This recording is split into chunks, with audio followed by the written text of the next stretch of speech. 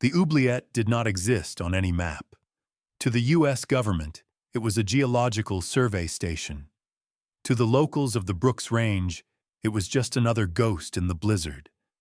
But to Dr. Isabel Vane, sitting in the sterile, white-walled interrogation room on sub-level 4, it was a monument to her own sins. The room smelled of antiseptic and ozone. Across the stainless steel table sat prisoner 8930, Mateo Vargas. He was strapped into a 5-point restraint chair, his orange jumpsuit contrasting violently with the clinical whiteness of the CIA black site. He didn't look like a cartel warlord who had skinned 3 DEA agents alive. He looked small, tired, and dangerously observant. "You look tired, Doctor," Vargas said, his voice a smooth, low rumble that barely carried over the aggressive hum of the ventilation system. "The Arctic night. It messes with the circadian rhythm. You should sleep."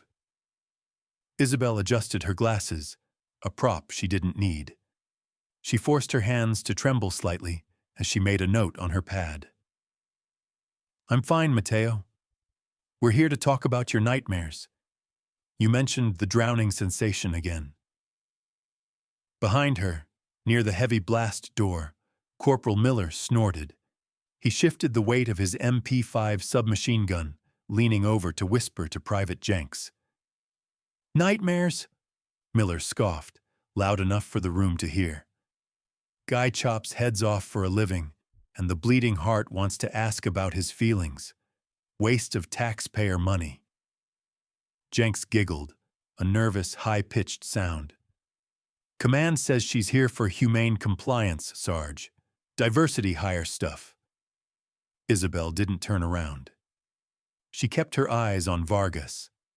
The matriarch inside her, the part of her that had designed the psychological stress positions used in this very room 10 years ago, wanted to stand up, break Miller's nose with the clipboard, and explain the difference between compliance and interrogation. But Dr. Vane, the civilian psychiatrist, simply flinched. "Corporal, please," Isabel said, her voice soft and wavering. "I need to establish a rapport." "Rapport," Miller mocked. "You need to give me 5 minutes with a phone book and a wet towel, Doc. I'll get you your rapport." Vargas smiled. It wasn't a nice smile. He looked past Isabel, locking eyes with Miller. "The sergeant is eager. He reminds me of a dog I once had. Loud, stupid. He died chasing a car he couldn't catch." Miller stepped forward, his face flushing red. "You want to go, tough guy?" "Stand down, Corporal." Isabel stood up, knocking her chair back. "That is a violation of the inmate interaction protocol." Miller stopped, but he looked at Isabel with pure contempt. "Sit down, nurse. Before you get hurt. You civilians come down here thinking you can save these animals. You don't know what he is." "I know exactly what he is," Isabel thought, her heart rate remaining a steady 55 beats per minute despite the shouting. "I wrote his psychological profile before you were, even out of basic training." But she sat down. She shrank back. She played the role. "Mateo," she said, trying to regain control. "Let's focus." "The storm is getting worse," Vargas said, ignoring her. He tilted his head, listening to something beyond the thick concrete walls. "I can feel the vibration in the floor. The wind is screaming."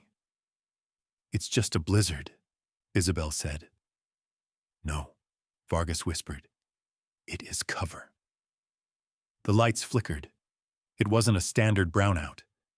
The heavy industrial buzz of the overhead halogens cut out instantly, plunging the room into a thick, suffocating darkness. For a second, there was total silence. The kind of silence that hurts the ears. The ventilation fans spun down with a dying whine. Then, the emergency red lights bathed the room in a bloody wash. "What the hell?" Miller shouted. "Jenks, check the door." Jenks swiped his keycard against the reader. The panel remained dark. "It's dead, Sarge. The maglocks are engaged. We're sealed in." Isabel felt a cold knot tighten in her stomach. This wasn't a weather outage. The oubliette ran on a localized geothermal grid with 3 redundant backups. A total power failure was statistically impossible, unless it was engineered. A sound echoed from the corridor outside.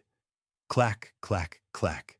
It was the sound of solenoids firing, heavy mechanical latches disengaging. Isabel looked at the restraint chair. The electronic locks holding Vargas's wrists and ankles clicked open. The leather straps went slack. Vargas didn't move immediately. He rubbed his wrists, savoring the freedom. He looked at Isabel, his eyes reflecting the red emergency light. "The system is down," Miller said, his voice pitching up. "The cells, if the power is cut to the maglocks, then the doors default to open," Isabel finished, her voice dropping the tremble. "It's a fail-safe protocol. In case of fire, the prisoners aren't trapped." "They're loose," Jenks whispered. "All 500 of them." Vargas stood up. He stretched, cracking his neck. He was a large man, and without the chair, he filled the small room. Miller raised his MP5. "Sit down. Get on the ground." Vargas ignored him. He looked at Isabel. He looked at her posture. She hadn't backed into the corner like a civilian. She had shifted her weight to her right leg, her hands loose at her sides, perfectly balanced. She wasn't looking at his face. She was looking at his center of gravity. A flicker of recognition passed through the warlord's eyes. He saw through the cardigan and the glasses. "Hello, Architect," Vargas whispered. "Shoot him," Jenks screamed. Miller hesitated. That split second of hesitation, the SFC paradox of a soldier trained to follow rules in a chaotic situation, was all Vargas needed. The warlord lunged, not at Miller, but at the heavy steel table bolted to the floor. He didn't have a weapon, so he used the environment. And outside, in the corridor, the first scream echoed through the darkness. It was a wet, gurgling sound that signaled the end of the therapy session and the beginning of the slaughter. "Don't shoot," Isabel warned, her voice suddenly sharp and commanding. "You'll ricochet in here." But Miller didn't listen. He squeezed the trigger. "Bert!" Muzzle flashes strobed in the red dark, blinding them all. The bullets sparked off the steel table Vargas had flipped, sending hot fragments of copper jacket flying into the air. The riot had begun. The interrogation room smelled of cordite and pulverized drywall. Corporal Miller's MP5 smoked in the red emergency light, the barrel hot enough to hiss as a drop of condensation fell from the ceiling. "He's gone," Jenks whispered, his voice cracking. The heavy steel table lay on its side, riddled with 9mm impact craters. Behind it, the shadows were empty. Mateo Vargas had vanished into the ventilation duct during the muzzle flashes, moving with the impossible speed of a man who had spent 20 years evading Reaper drones in the Sonoran Desert. "Reload!" Miller screamed, his professionalism fraying at the edges. "Jenks, check the hallway. We need to get to the section control room. If we can trigger the manual override on the cell blocks, we can seal them in." Isabel Vane stood up from the corner where she had crouched. Her pulse was steady. She adjusted her cardigan, her eyes scanning the room not for safety, but for intel. The electronic lock on the door was dead. The keypad was dark. This wasn't a malfunction. It was a lockout. "The override won't work, Sergeant," Isabel said, injecting a deliberate tremor into her voice. "The system, it looks like a hard-line cut." "You stick to the shrinking, Doc," Miller snapped, shoving a fresh magazine into his weapon. I'll handle the security. Move out. Formation. They burst into the corridor. The hallway of sub-level 4 was a fatal funnel. A long, narrow concrete tube with zero cover, designed to channel prisoners for easy monitoring. Now it was a shooting gallery. The emergency strobes pulsed with a nauseating rhythm, turning movement into a jagged stop-motion nightmare. "Control, this is Sector 4!" Miller shouted into his shoulder mic. "We have a code black, requesting immediate QRF, over." Static. Not the white noise of atmospheric interference, but the rhythmic, grinding pulse of a digital jammer. "It's dead," Jenks said, checking his own radio. "I'm getting nothing." "Try the landline at the junction," Miller ordered, breaking into a run. Isabel ran with them, keeping her head low. She knew exactly why the radios were dead. She had written the white paper on localized spectrum denial for the CIA 5 years ago. The facility's AI was flooding the frequency bands to isolate the guards. This wasn't a riot. It was a synchronized takedown. They reached the junction, where the corridor T-boned into the main thoroughfare. A squad of 6 guards from the QRF, Quick Reaction Force, was already there, forming a defensive line behind riot shields. They looked formidable. To a civilian, they looked safe. To Isabel, they looked like sheep lining up for the slaughter. "Hold fire!" the QRF leader shouted as Miller and Jenks approached. "Identify!" "Miller! Sector 4! Get behind the line!" Isabel was shoved behind the wall of shields. She looked at the tactical disposition. The guards were bunched up, their backs to the elevators, focused entirely on the north corridor. They were assuming the threat was coming from the cells. Wrong, Isabel thought. Vargas wouldn't attack from the front. He's an insurgent. He attacks the logistics. She saw the service hatch on the ceiling above the guards vibrate. "Look up!" Isabel screamed. It was too late. The vent grate exploded downward. It wasn't a bomb. It was a body.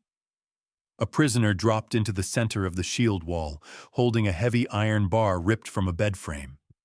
He didn't attack the men, he attacked the formation. He swung the bar into the knees of the center guard, shattering the joint. The shield wall collapsed. Before the guards could recover, the darkness at the end of the hall erupted. 50 inmates charged. They didn't scream. They moved in a silent, terrifying wave of orange jumpsuits. "Open fire!" The corridor became a wind tunnel of noise. The guards opened up with rubber bullets and beanbag rounds, standard operating procedure for a riot. Fools, Isabel thought, watching a guard get overwhelmed. You're using less lethal against men who are fighting a war. The inmates didn't stop. They absorbed the beanbags and kept coming. They crashed into the guards with shanks made of sharpened toothbrushes and table legs. The violence was intimate and wet. Miller fired his MP5, this time with live rounds. Pop, pop, pop. 2 inmates dropped, but there were too many. "Fall back!" Miller screamed. "To the elevators!" He turned to grab Isabel, but a prisoner lunged from the smoke, driving a piece of glass into Miller's neck. The sergeant went down, gurgling, clutching his throat. "Sarge!" Jenks yelled, freezing in horror. Isabel looked at the chaos. She calculated the distance to Miller's dropped MP5, 6 feet. If she rolled, grabbed it, and double-tapped the 3 lead inmates, she could stabilize the flank. It would take 1.5 seconds. She shifted her weight to her toes. The architect was screaming at her to act, to purge the threat, to sanitize the zone. Her hand twitched, but if she did that, Jenks would see. The cameras, if they were still recording, would see. The cover would be blown, and if the cover was blown, she couldn't access the Omega protocol to finish the mission. She had to let them die. The moral injury hit her harder than a bullet. a cold, sickening weight in her gut. She watched Miller's eyes glaze over as he bled out on the dirty floor. He was arrogant, but he was a soldier, and she was letting him die to protect a secret. "Dr. Vane?" Jenks grabbed her arm, his grip bruising. He wasn't thinking. He was reacting on pure panic. "We have to go!" Jenks shouted, hauling her away from the weapon, away from Miller, away from the only tactical exit. "No, Jenks, not that way," Isabel protested, trying to dig her heels in. "That's a dead end!" "It's the only way away from them." Jenks dragged her down the service corridor, away from the elevators, deeper into the bowels of the facility. He slammed a heavy fire door behind them and spun the wheel lock. Clang. They were sealed in. Isabel looked around. They were in the waste processing antechamber. There was no exit, no weapons locker, just pipes and the hum of the incinerator. Jenks slid down the door, hyperventilating. "Oh God, they killed him. They killed Miller. We're trapped." Isabel adjusted her glasses, which were miraculously unbroken. She looked at the shivering private. He was their protector. He was useless. She looked at the vent cover high on the wall. It was too small for a man. But for her... "Jenks," Isabel said, her voice dropping the frantic pitch of the terrified nurse. It was calm now. Too calm. Jenks looked up, tears streaming down his face. "What? What do we do?" Isabel walked over to him. She didn't hug him. She checked his belt. He still had his sidearm. A SIG P-3120. "First," Isabel said, "you're going to give me the gun." I can't. Civilians aren't allowed." "Give me the gun, Corporal," she said. It wasn't a request. It was an order delivered with the weight of a command she hadn't held in 6 years. Jenks blinked, confused by the shift in her tone. The air in the room seemed to change, the temperature dropping as the nurse evaporated, and something much older and colder took her place. The door behind Jenks boomed. Someone was hammering on the other side. "Open up, little nurse," Vargas's voice crooned through the steel. "I need my medication." The pounding on the heavy steel fire door ceased abruptly, replaced by the scraping of metal against metal. Vargas was not trying to break the door down. He was welding it shut. He intended to turn the waste processing antechamber into an oven or a tomb, leaving them to rot while he took the rest of the facility. Isabel Vane checked the chamber of the SIG P-320. Brass. She let the slide ride forward with a controlled click, satisfied. She didn't look at the door. She looked at Corporal Jenks. The young soldier was sliding down the wall, his face the color of old ash. He clutched his left thigh, his fingers slick with bright, arterial blood that pulsed between his knuckles. He hadn't even realized he was hit during the sprint from the ambush. Adrenaline was a powerful anesthetic, but it was wearing off, leaving behind only shock and physics. "Corporal," Isabel said, her voice stripping away the soft, civilian cadence she had cultivated for 3 years. It was now a flat, command-level tone. "Leg. I think I snagged it on the door," Jenks stammered, his eyes losing focus. "It's warm." "It's wet," Isabel corrected. She didn't comfort him. She holstered the weapon in the small of her back, beneath her cardigan, and knelt beside him. She ripped the fabric of his tactical pants, exposing the wound. It was a jagged tear, likely from a ricochet or shrapnel. The femoral artery wasn't severed, but a branch was nicked. He was bleeding out, fast. "Belt," Isabel ordered. Jenks fumbled with his buckle, his hands shaking too violently to work the mechanism. "Useless," Isabel hissed. She reached for his collar, grabbing the webbing of his tactical vest. With a single, fluid motion, she drew a pair of trauma shears from her own pocket, items a psychiatrist shouldn't carry. But the architect always did. She cut the strap of his drop-leg holster and stripped it free. "This is going to hurt," she said. She didn't wait for acknowledgement. She wrapped the heavy nylon strap around his upper thigh, high in the groin, well above the wound. She threaded the buckle and pulled. Jenks screamed. Isabel clamped a hand over his mouth, pinning his head against the concrete wall. Her grip was iron.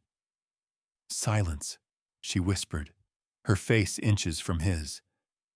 "They are welding the door, but the vents carry sound. Do you want them to come back?" Jenks's eyes went wide, filled with tears and terror. He nodded slowly against her palm. Isabel released him. She tightened the improvised tourniquet again, twisting a plastic pen through the strap to act as a windlass, securing it until the bright red spurts turned into a slow, dark ooze. "TCCC basics, Corporal," she muttered, checking his pulse. "Stop the massive hemorrhage. Treat for shock." "You," Jenks gasped, his breathing shallow. "You move like them, like the operators." Isabel ignored him. She scanned the small room. The welding torch hissed from the other side of the main door, sealing them in. But the architect knew this building. She knew that waste processing required high-volume air exchange. She looked up. A service grate, 10 feet up.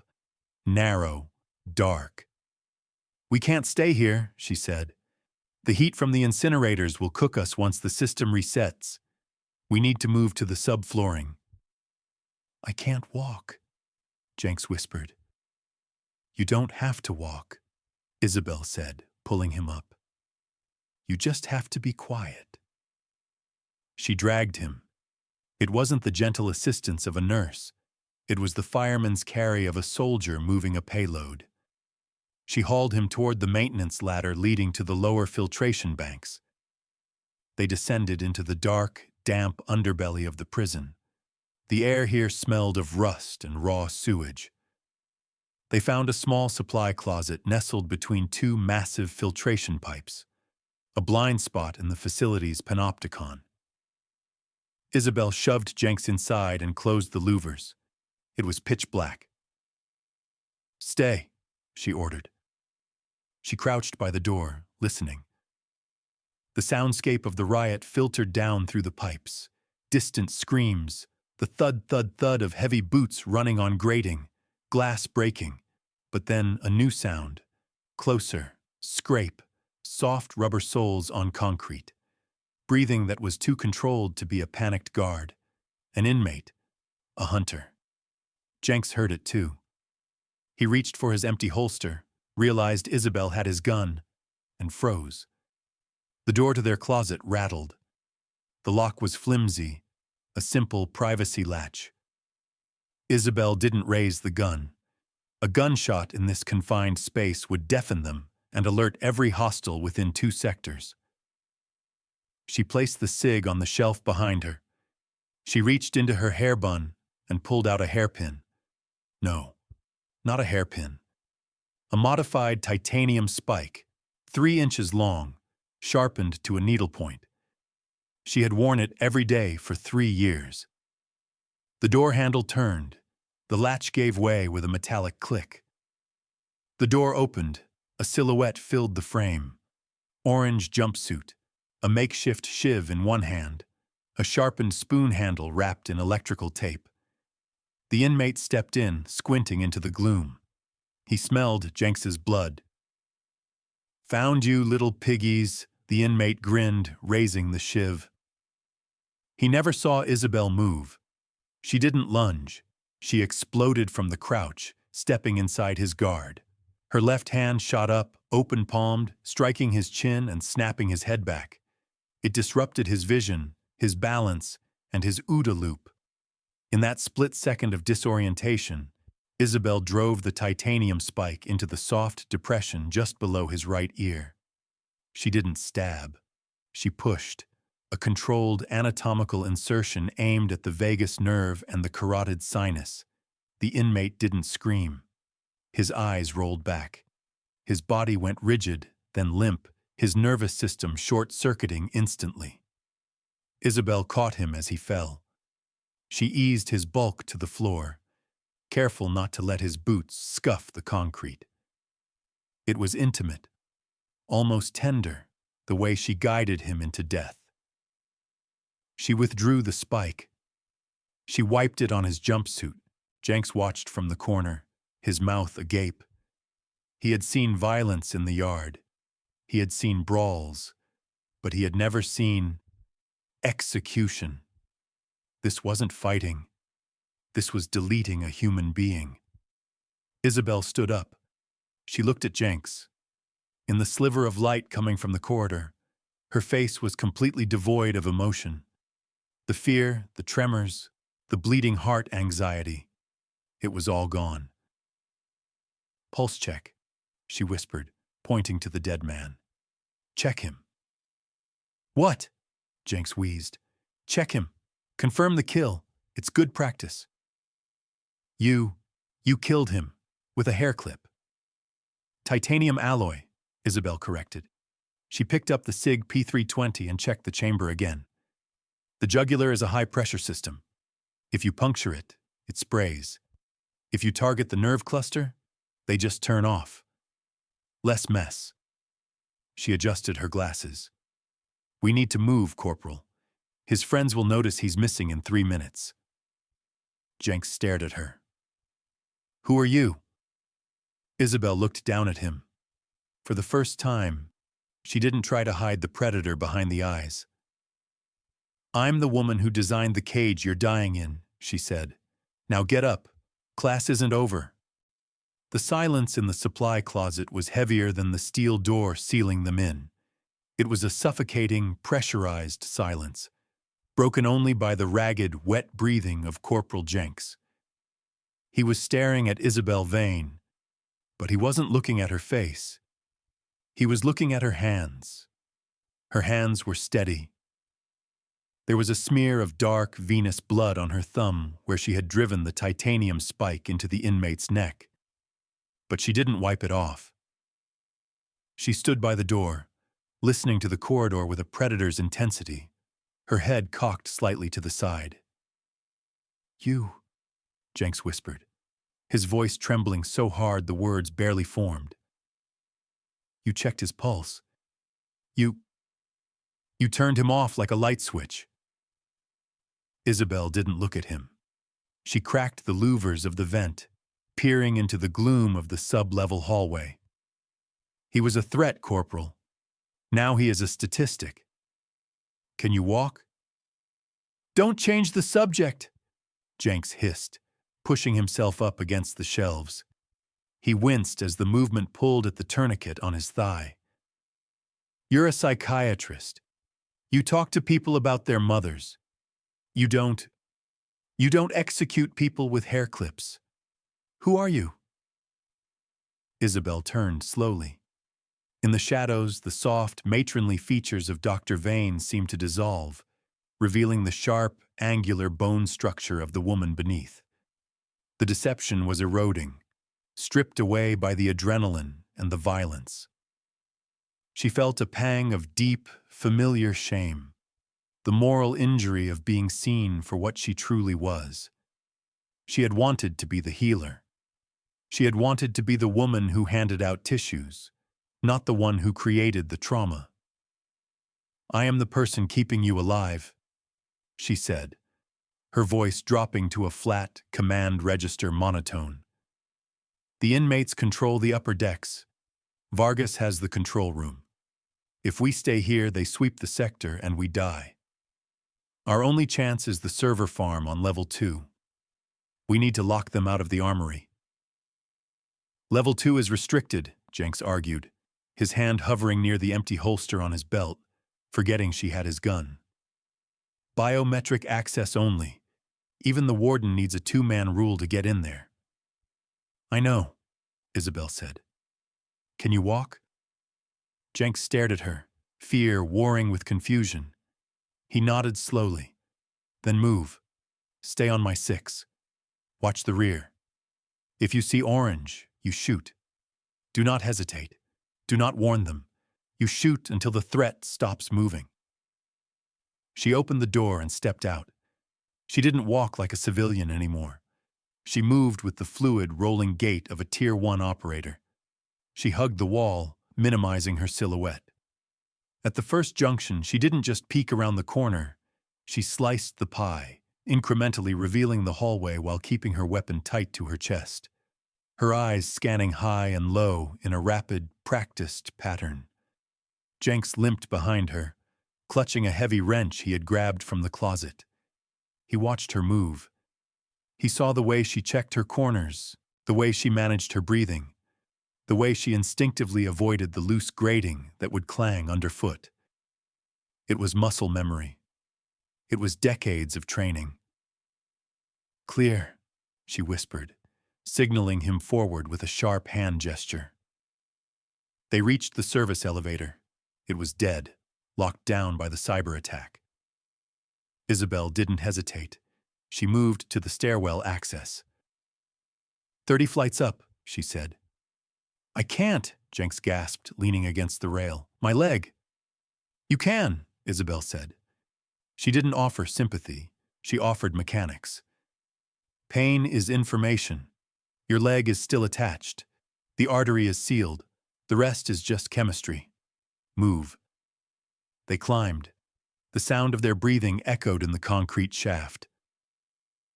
Jenks's harsh gasps and Isabel's controlled, rhythmic inhalations. When they reached the landing for level 2, the air changed. It was colder here, conditioned for machines, not people. A low, powerful thrumming vibrated through the floorboards, the sound of the massive server banks that ran the prison's AI. The door to the server room was a formidable slab of reinforced steel devoid of handles. A single black glass panel sat next to it. No keypad, no card reader. Just a retinal scanner and a voice print analyzer. "It's sealed," Jenks said, slumping against the wall. "We're done. Only the warden can open this." Isabel holstered the SIG P320. She walked up to the black glass. She felt Jenks's eyes on her back. The judgment, the fear. She hated this moment. She hated that she had to unlock the box she had spent so long trying to keep shut. She leaned in. The scanner flared with a red laser, mapping the unique vascular pattern of her retina. "Identify," a synthetic voice requested from the speaker. Jenks watched, bewildered. "Dr. Vane? It won't work. You're civilian staff." Isabel ignored him. She spoke clearly, her voice devoid of the soft, therapeutic cadence she used in sessions. "Authorization, Archangel 01, Override Protocol, Oubliette Genesis." The system paused. The red light turned amber. The fans inside the room seemed to spin up, a rising whine like a jet engine preparing for takeoff. "Voice print confirmed," the machine replied. "Welcome back, Architect." Clack, clack, clack. Heavy locking bolts retracted deep within the wall. The blast door hissed, the pneumatic seal breaking, and swung inward with a smooth, expensive silence. Jenks stood frozen. He looked from the open door to the woman standing in the threshold. His face was pale, his eyes wide with a dawning, horrific realization. "Architect," Jenks whispered. "The system called you. Wait. The rumors. The ghost stories about who built this place. About the Black Ops interrogation center before it was a prison." Isabel walked into the room. It was a forest of blinking lights and cooling towers. The air smelled of ozone and secrets. She walked to the main terminal, her fingers flying across the mechanical keyboard. The sound was a rapid-fire staccato, aggressive and precise. "Who are you?" Jenks asked, stepping into the room behind her. "You aren't a nurse. You aren't a shrink. You're one of them. You're a spook." Isabel stopped typing. She looked at the screen. The facility schematics were laid out in front of her. Every camera, every lock, every kill zone. She saw the design of the cage she had built to hold monsters, a design born from her own darkest impulses. She turned to face the young corporal. He wasn't looking at her like a savior anymore. He was looking at her like she was a monster worse than Vargas. "I didn't just work here, Corporal," Isabel said, her voice heavy with the weight of her sins. "I designed the containment protocols. I wrote the psychological breaking techniques. I built this place to be a hell on earth." She turned back to the screen and hit enter. "And now," she whispered, "I have to burn it down."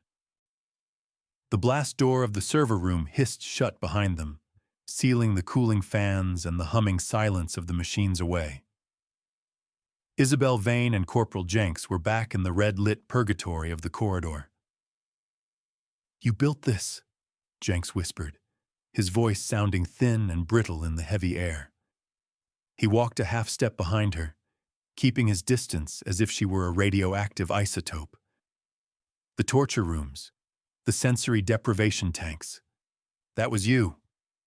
"Psychological conditioning suites," Isabel corrected absently, checking the magazine of the SIG P320. She didn't look at him. She was scanning the ceiling, looking for the telltale red LEDs of the surveillance cameras. "And yes, I did. Now keep your voice down. The acoustic sensors in this sector are sensitive enough to pick up a heartbeat if the ambient noise is low enough." They moved. Isabel led them not down the center of the hallway, but hugging the walls, moving in the erratic, broken rhythm of someone trained to avoid predictive tracking algorithms. She knew the blind spots. She knew that camera 404 had a 1.5-second lag in its pan cycle, and that camera 405 was prone to thermal washout if you stood directly beneath the HVAC vent. Click whir. A camera mounted above a junction box swiveled sharply, its lens focusing on the empty space where they had been seconds before. "He's tracking us," Isabel noted, pulling Jenks into the shadow of a recessed doorway. "He has the command codes." Suddenly, the facility's public address system crackled to life. The feedback whine was sharp, piercing the silence like a needle. "Dr. Vane!" Vargas's voice boomed through the concrete halls. It was distorted, amplified, turning his smooth baritone into the voice of a god speaking from the ceiling. "Or should I call you architect? The files on the server, they are very illuminating." Jenks flinched, looking up at the speaker grill as if it were the face of the enemy. "He sees us?" Jenks asked. "He sees movement," Isabel said. "He doesn't know exactly where we are yet.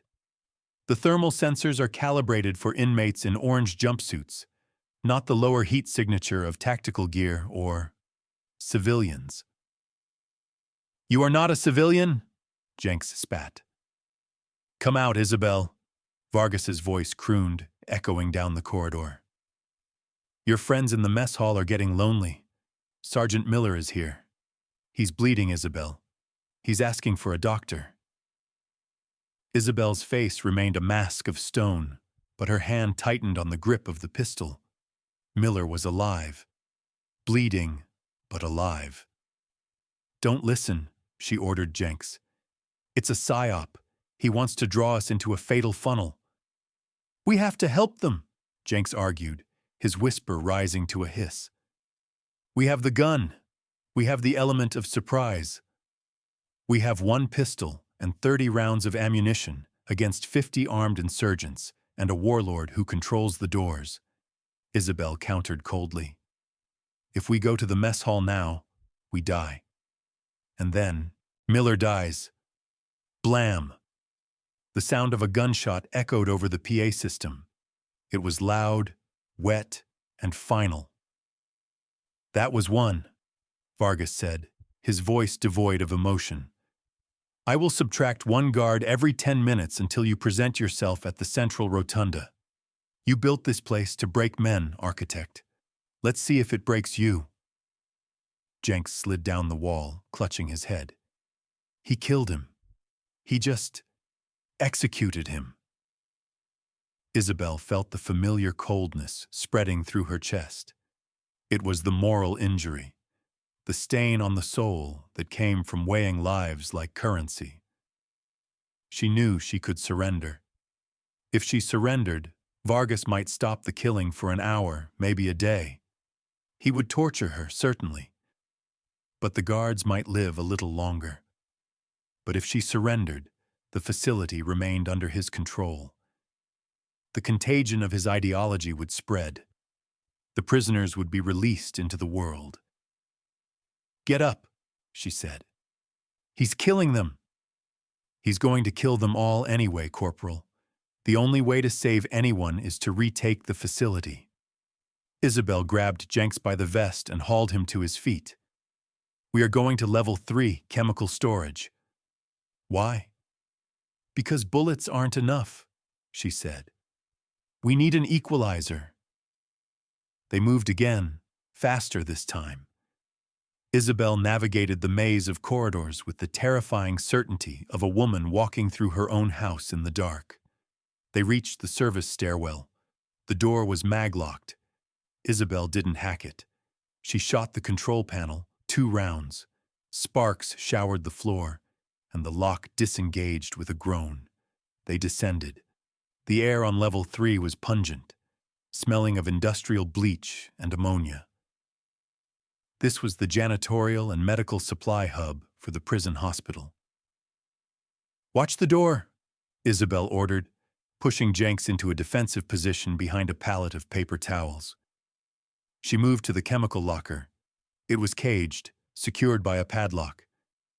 She used the butt of the pistol to smash the hasp. Inside were gallons of industrial cleaners, sodium hypochlorite, ammonia, hydrochloric acid. To a layman, it was cleaning supplies. To the architect, it was an arsenal. What are you doing? Jenks asked, watching her grab plastic bottles and duct tape. Improvising, Isabel said. She found a glass jar and began pouring a clear liquid into it with steady hands. Vargas wants a monster? He's about to get one. She grabbed a bottle of ammonia. She looked at the label, calculating molarity and reaction rates in her head. Mustard gas? Jenks asked, his voice trembling with recognition. You're making chemical weapons? Chloramine gas, technically, Isabel corrected, her tone clinical. Causes immediate respiratory distress, blindness, and fluid buildup in the lungs. It clears a room faster than a flashbang. She taped 2 bottles together, rigging a simple pressure release trigger using a plastic shim and a rubber band. It was crude, ugly, and illegal under every convention of warfare. This is a war crime, Jenks whispered.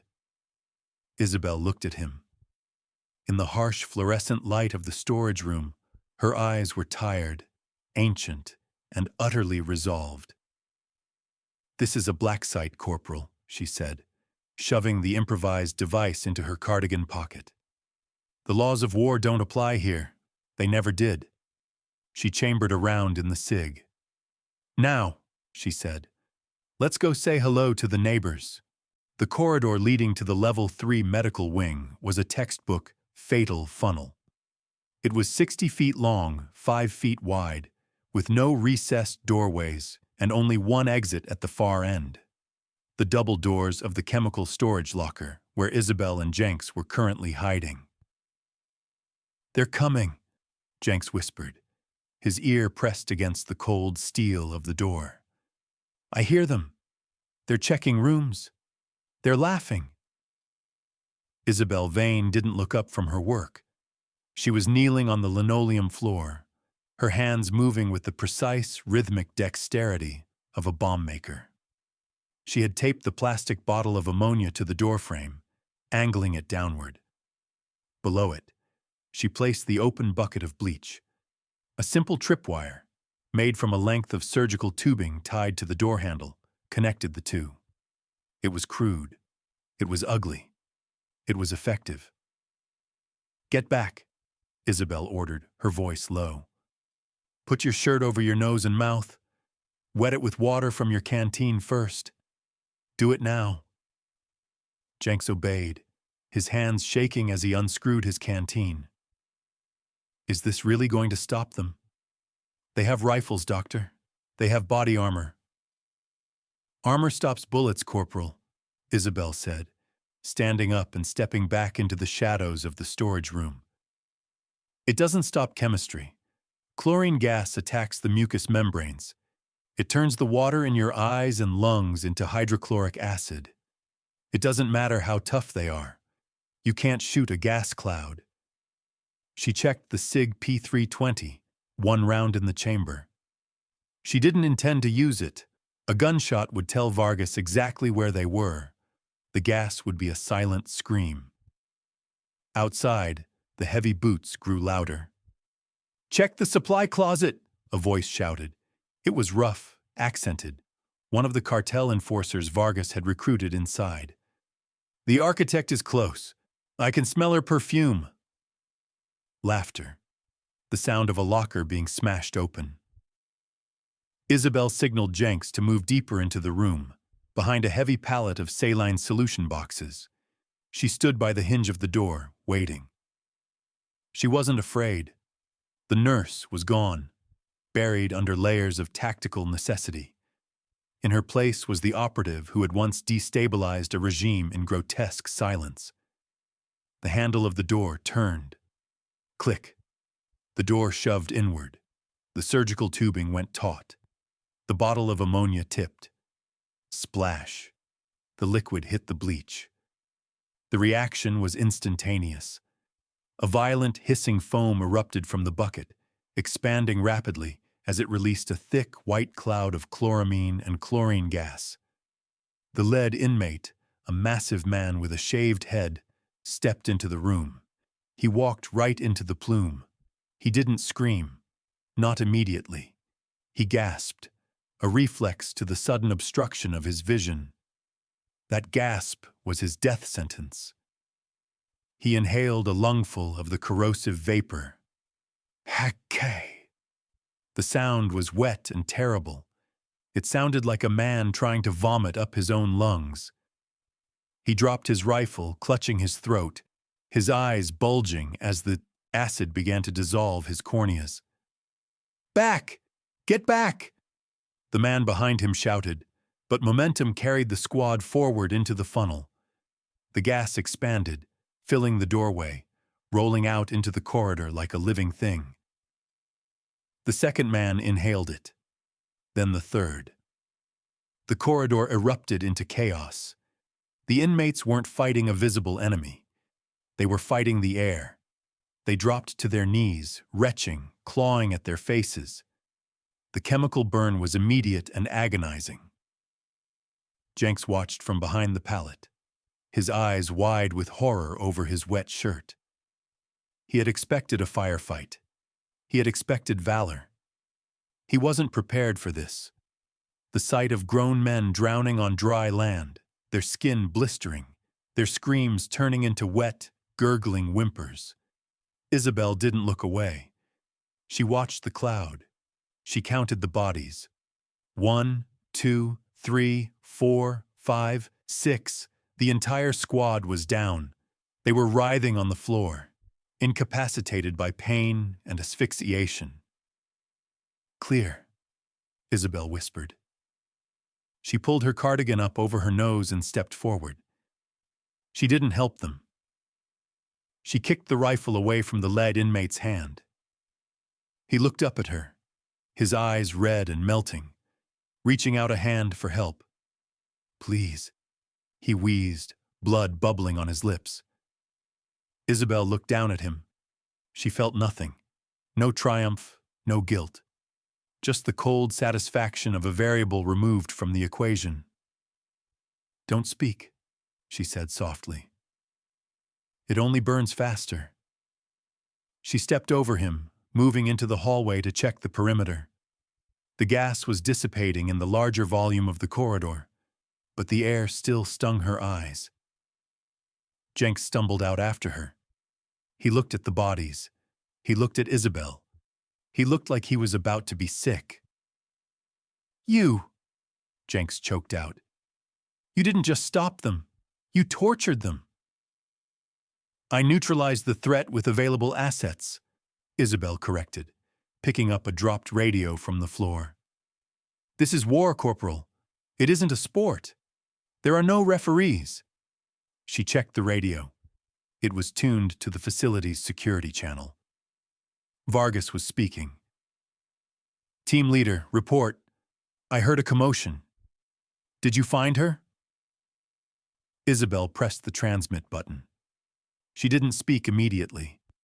She held the mic down to the floor, capturing the wet, agonizing sounds of the dying men, the coughing, the weeping, the desperate gasps for air. She let Vargas listen to his men die for 10 long seconds. Then she brought the radio to her lips.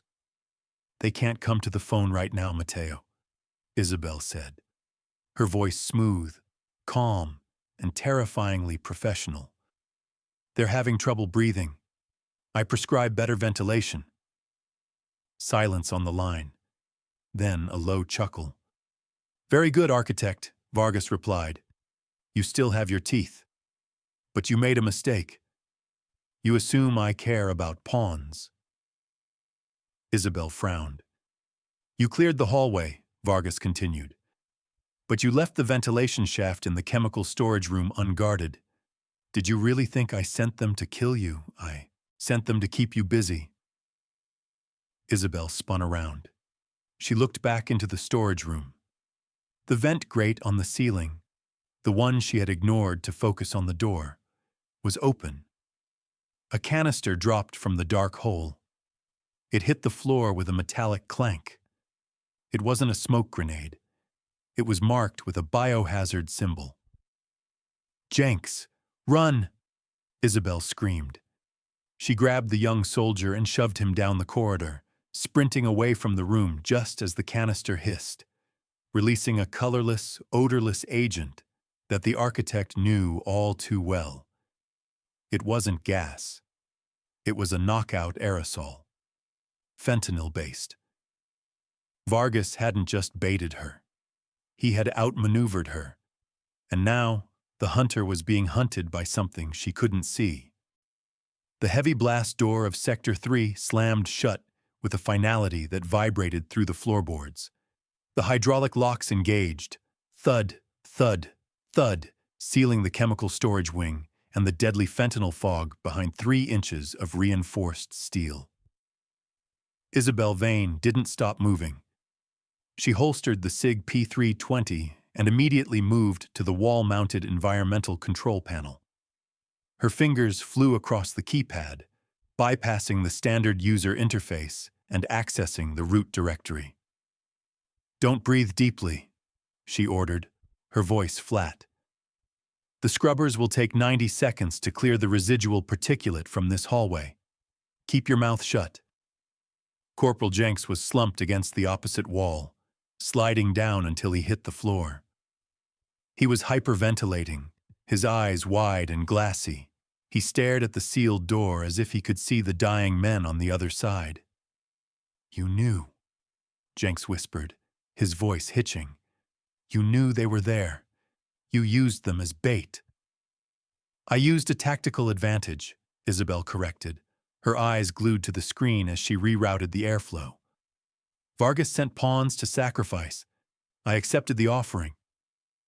"They were choking," Jenks said, tears cutting tracks through the grime on his face.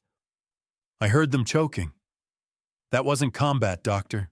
That was slaughter." Isabel stopped typing. She turned slowly to face him.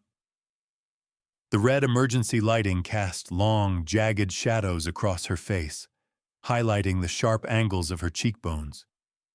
She didn't look like the matronly psychiatrist who handed out antidepressants anymore. She looked like a weapon that had been unsheathed. "This is the oubliette, Corporal," she said softly. "Do you know what that word means?" Jenks shook his head, too terrified to speak. It comes from the French oublié, she explained, her tone professorial yet cold. To forget.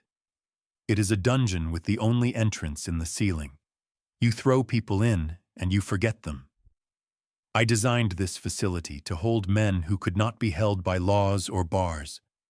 I designed it to break the unbreakable, and to do that, I had to build a machine that was crueler than they were. She turned back to the console. I am not a nurse, Jenks. I am the mechanism. And right now, I am the only thing preventing you from being thrown down the hole.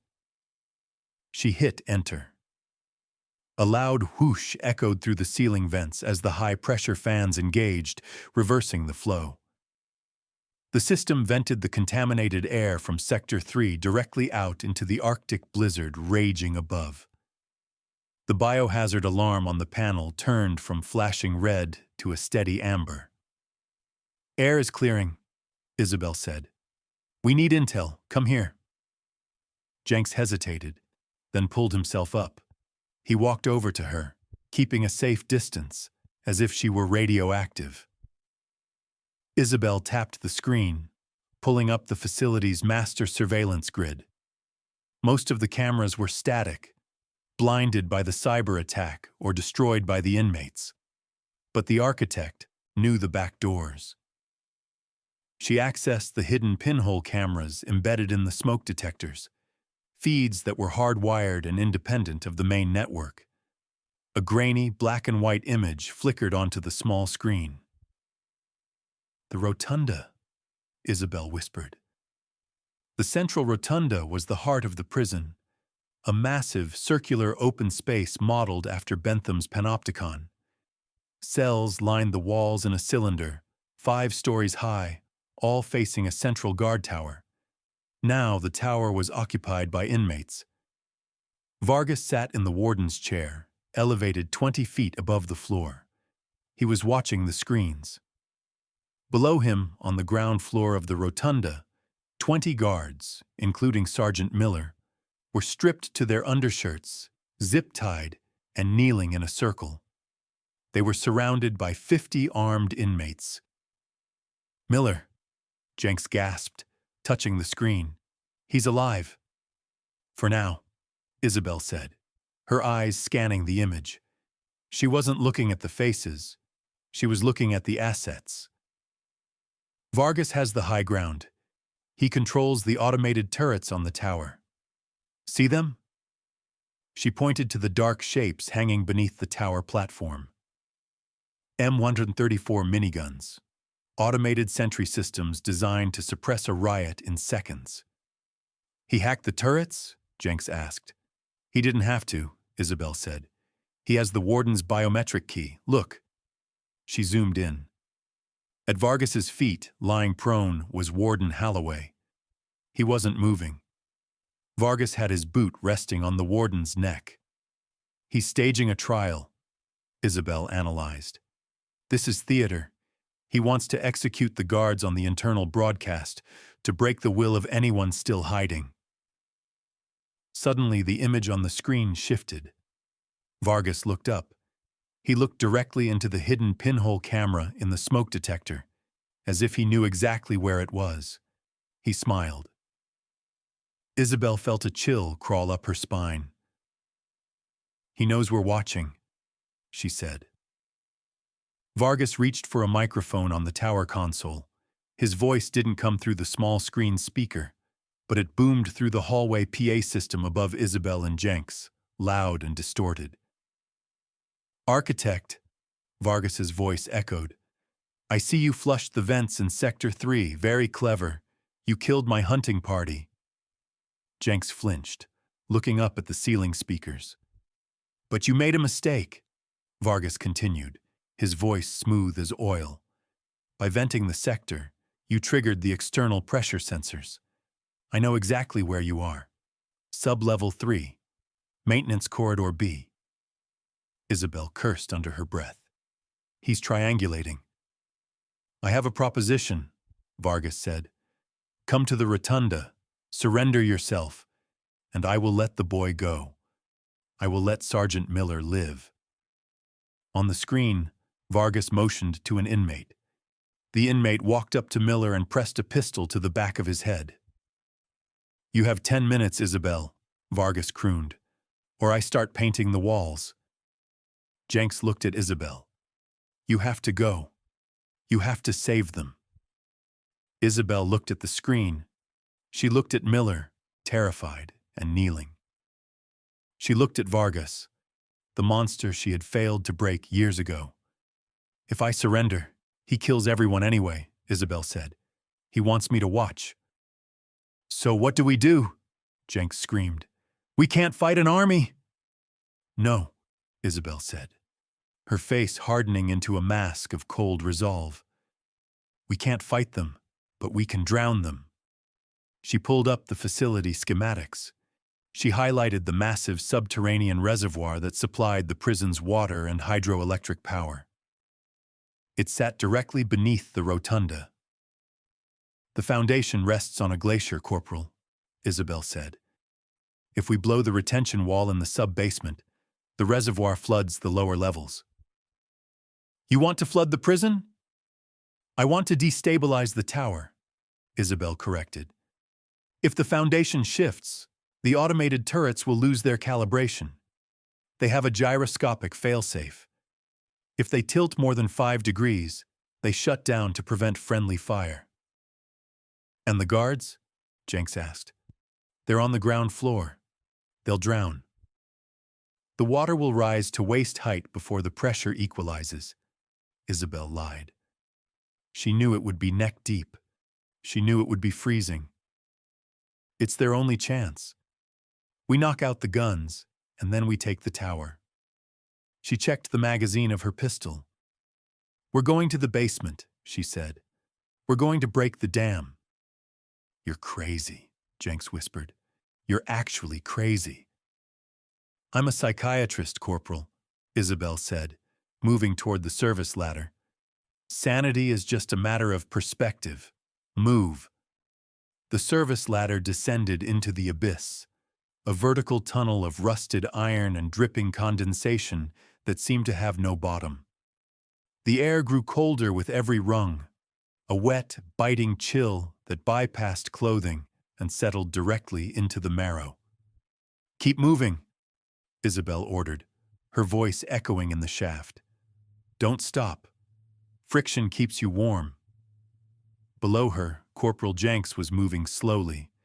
His breathing was a ragged, wet sound. The tourniquet on his thigh was holding, but the blood loss had stolen his stamina. He was shivering violently, the metal rungs rattling in his grip. I can't feel my hands," Jenks stammered. "You don't need to feel them. You just need to close them," Isabel said. She didn't offer comfort. Comfort killed. "We are approaching the geothermal exchange, sub-level 6. They reached the bottom. Isabel dropped onto a metal grating that vibrated with terrifying intensity. The sound was deafening, a constant thundering roar of millions of gallons of water moving under high pressure. She swept her light across the cavern. They were standing inside a hollowed-out glacier. To their left, a massive, curved concrete wall held back the subterranean reservoir. To their right, giant turbines spun in a blur, generating the electricity that powered the prison's locks and life support. "It's huge," Jenks shouted over the noise, leaning against the railing to take weight off his leg. "It's a bomb," Isabel corrected. She walked to the manifold, checking the analog gauges. 300 million gallons of meltwater. If we breach the retention wall, the hydraulic pressure will scour the lower levels clean. "You want to flood the prison?" Jenks looked at the massive wall, horror dawning on his face. "The guards, they'll drown. The water will destabilize the foundation," Isabel lied smoothly. "It will force the automated systems to reboot, unlocking the armory. It gives them a fighting chance." She moved to the main control wheel. a massive iron valve painted red, caked in decades of rust. "We need to create a water hammer," she explained, shouting to be heard. We slam the outflow valves shut while opening the intake. The shock wave travels back up the pipe and blows the seals on the rotunda floor vents. The water erupts upward. "Like a geyser," Jenks said. "Like a shaped charge," Isabel corrected. "Grab the wheel." Jenks limped over. He grabbed the rim. "It's freezing." "Heave!" They pushed. The wheel groaned, resisting. It hadn't been turned in 20 years. Rust flaked off, cutting into their palms. Isabel gritted her teeth, channeling every ounce of her strength into the motion. Creak. The valve turned. Once inch. Then two. Clang thud. A massive shudder ran through the floor plates. The pitch of the turbines changed from a hum to a scream as the water flow was violently redirected. The pipes overhead began to sing, a high, discordant note of metal under extreme stress. "It's working," Jenks gasped. "Look at the gauge." The needle spiked into the red. 400 psi. 500 psi. "Hold it," Isabel commanded. "Let it build." Suddenly, the lights in the cavern flickered. The shadows lengthened. "Power fluctuation," Isabel noted. "The grid is destabilizing." Then, a new sound cut through the industrial roar. Not a mechanical sound. A door opening on the catwalk high above them. Isabel spun, killing her flashlight. She shoved Jenks behind a generator housing. "Down!"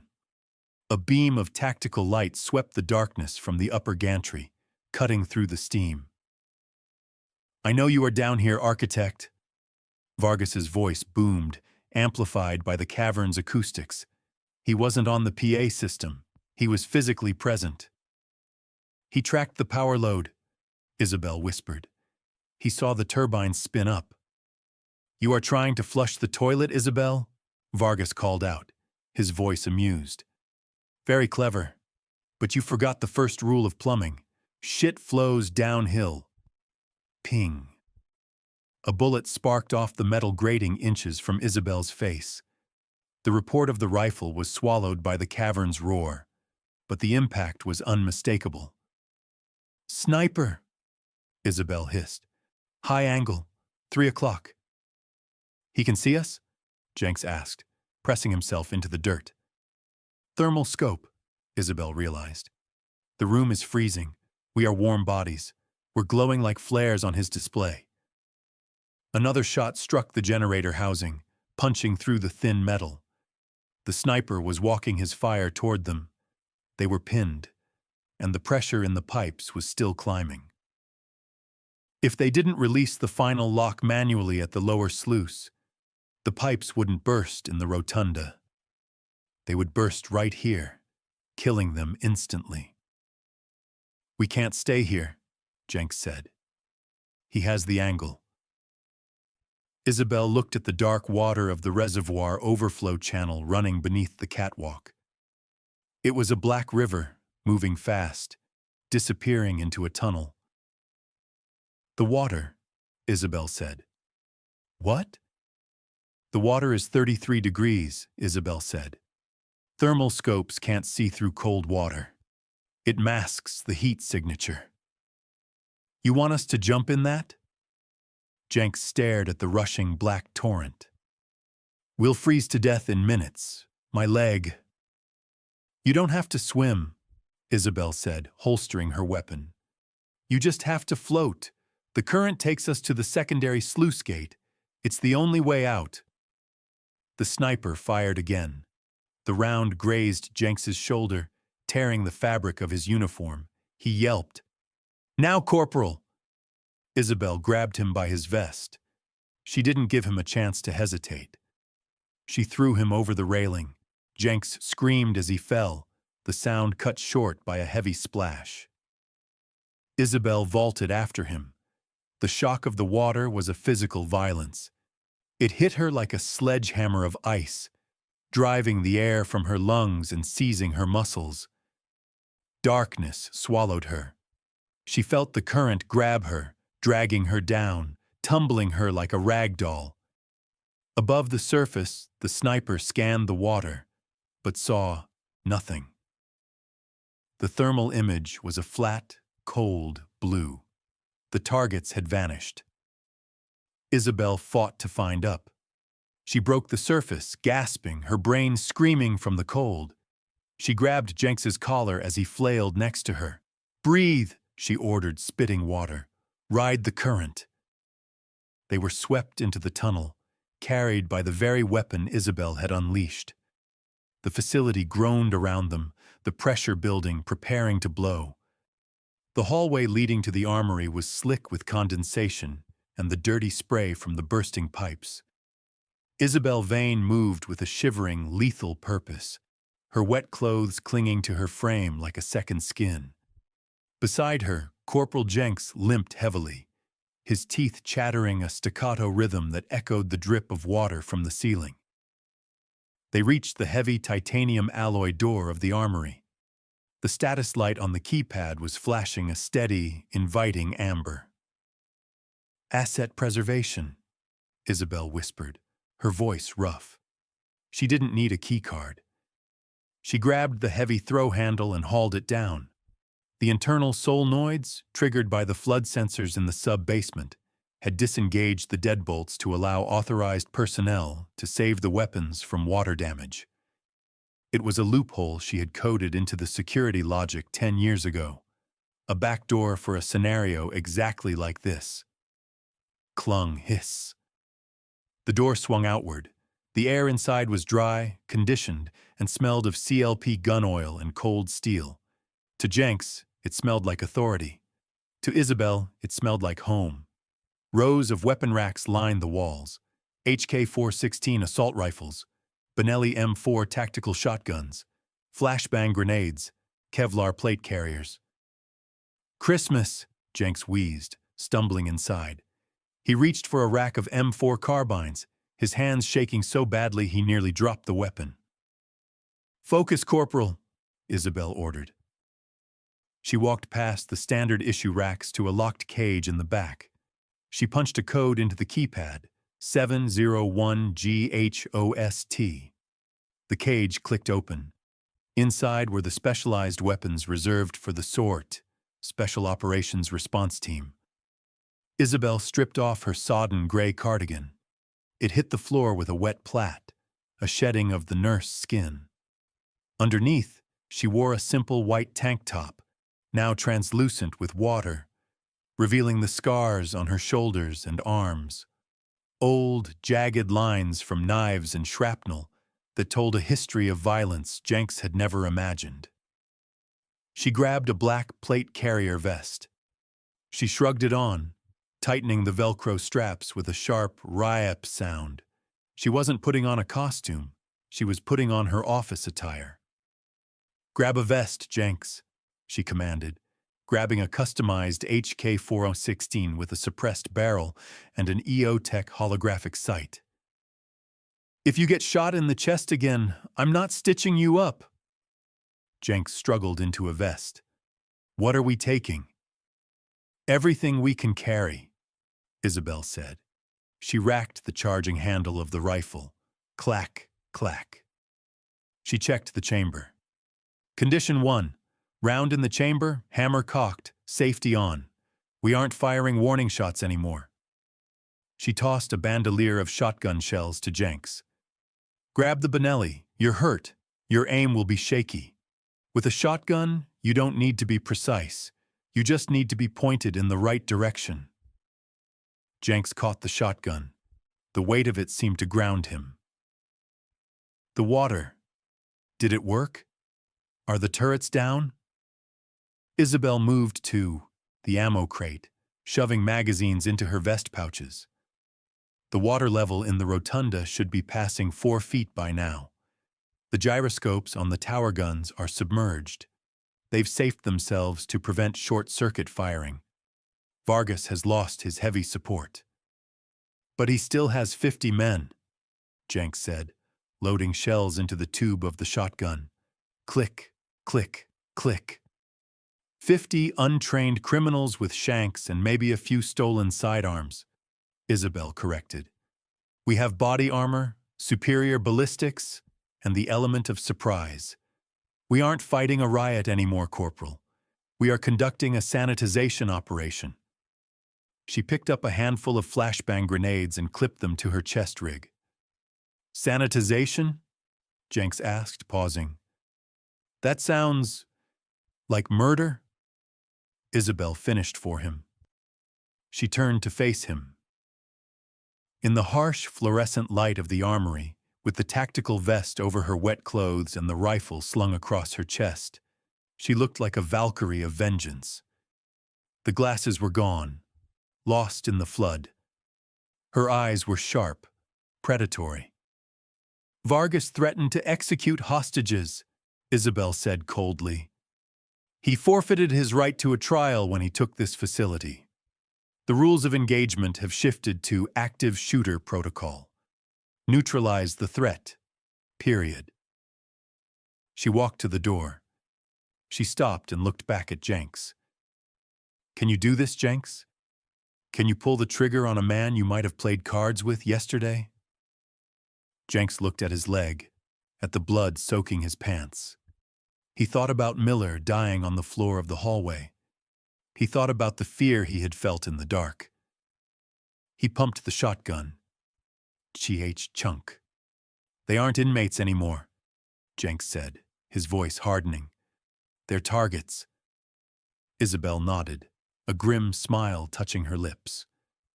Good answer. She reached for the light switch and killed the armory lights, plunging them into darkness. She flipped down a pair of night vision goggles she had pulled from the cage. Vargas thinks he owns the dark, Isabel whispered, the green glow of the NVGs illuminating her face. Let's show him who actually lives there. She kicked the door wedge out. Move out. We're retaking the tower. The world through the phosphorus tubes of the night vision goggles was a grain-heavy landscape of neon green and shadow. To Corporal Jenks, it looked like a video game. To Isabel Vane, it looked like the natural state of the world, a place where the predators could see and the prey could not. They moved through the sub-level 2 corridor, the water now shin-deep and rising. The flood from the reservoir had turned the prison into a sinking ship. The air was cold, smelling of wet concrete and the metallic tang of the firearms they carried. Isabel took point.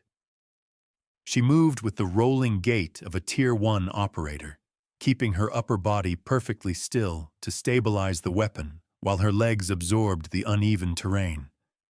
The suppressed HK-416 was pressed tight into her shoulder. Stairwell ahead, Isabel whispered, her voice barely audible over the rushing water. Access to the rotunda floor. It's a fatal funnel. I see movement, Jenks whispered back. Through the green haze, they saw 3 figures standing guard at the base of the stairs. The inmates were holding flashlights, the beams cutting erratic, nervous cones through the darkness. They were shouting at each other, their voices echoing off the hard surfaces. They can't see us, Isabel said.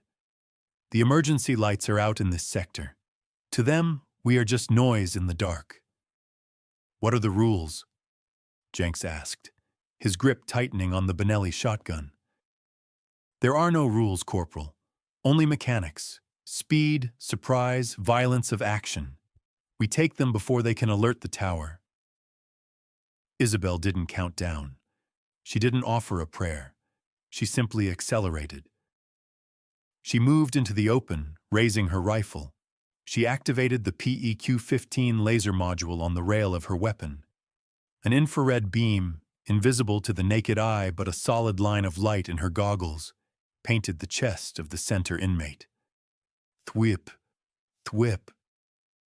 The suppressed shots were quiet, just the sound of the bolt cycling and the gas expanding. The center inmate crumpled, dropping his flashlight into the water.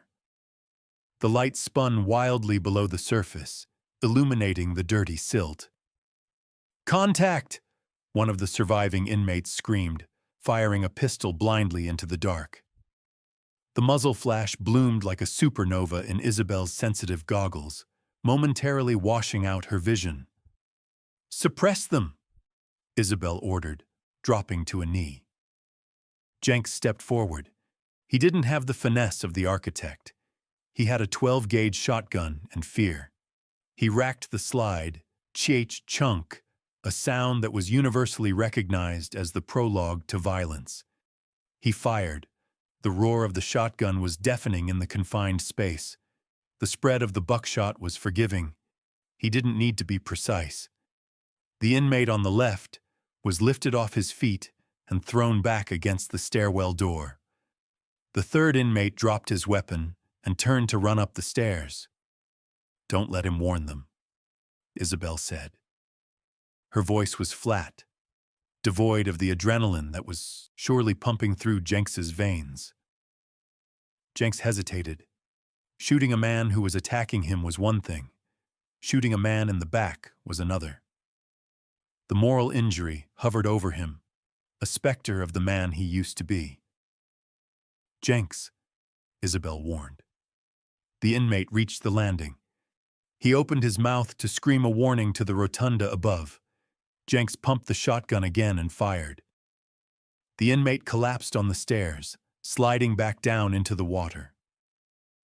Silence returned, save for the ringing in their ears and the splash of water against the walls. Isabel stood up. She walked over to Jenks. He was staring at the body on the stairs, his chest heaving. The night vision goggles hid his eyes, but she knew what was happening behind them. She knew the sickness, the shaking, the sudden realization that life was fragile and easily extinguished. "Check your safety," Isabel said, touching his shoulder. "I shot him in the back," Jenks whispered. "He was running away." "He was running to reinforce the enemy," Isabel corrected. "He was running to get a rifle so he could kill you and Miller.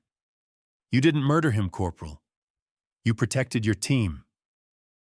She moved past him, stepping over the bodies without looking down. She was the sin eater. She would carry the weight of the logic so he could carry the weight of the gun.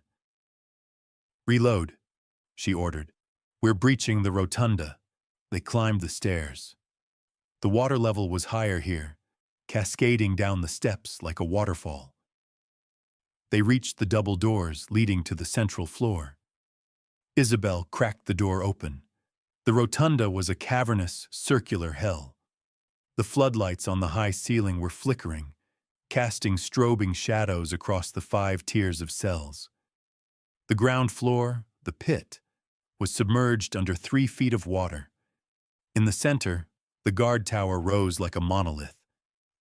The automated miniguns hung limp beneath the catwalk, their sensors confused by the water or shorted out by the flood. But the tower wasn't undefended. "Look," Isabel whispered. On the catwalk of the tower, 20 feet above the water, Vargas stood.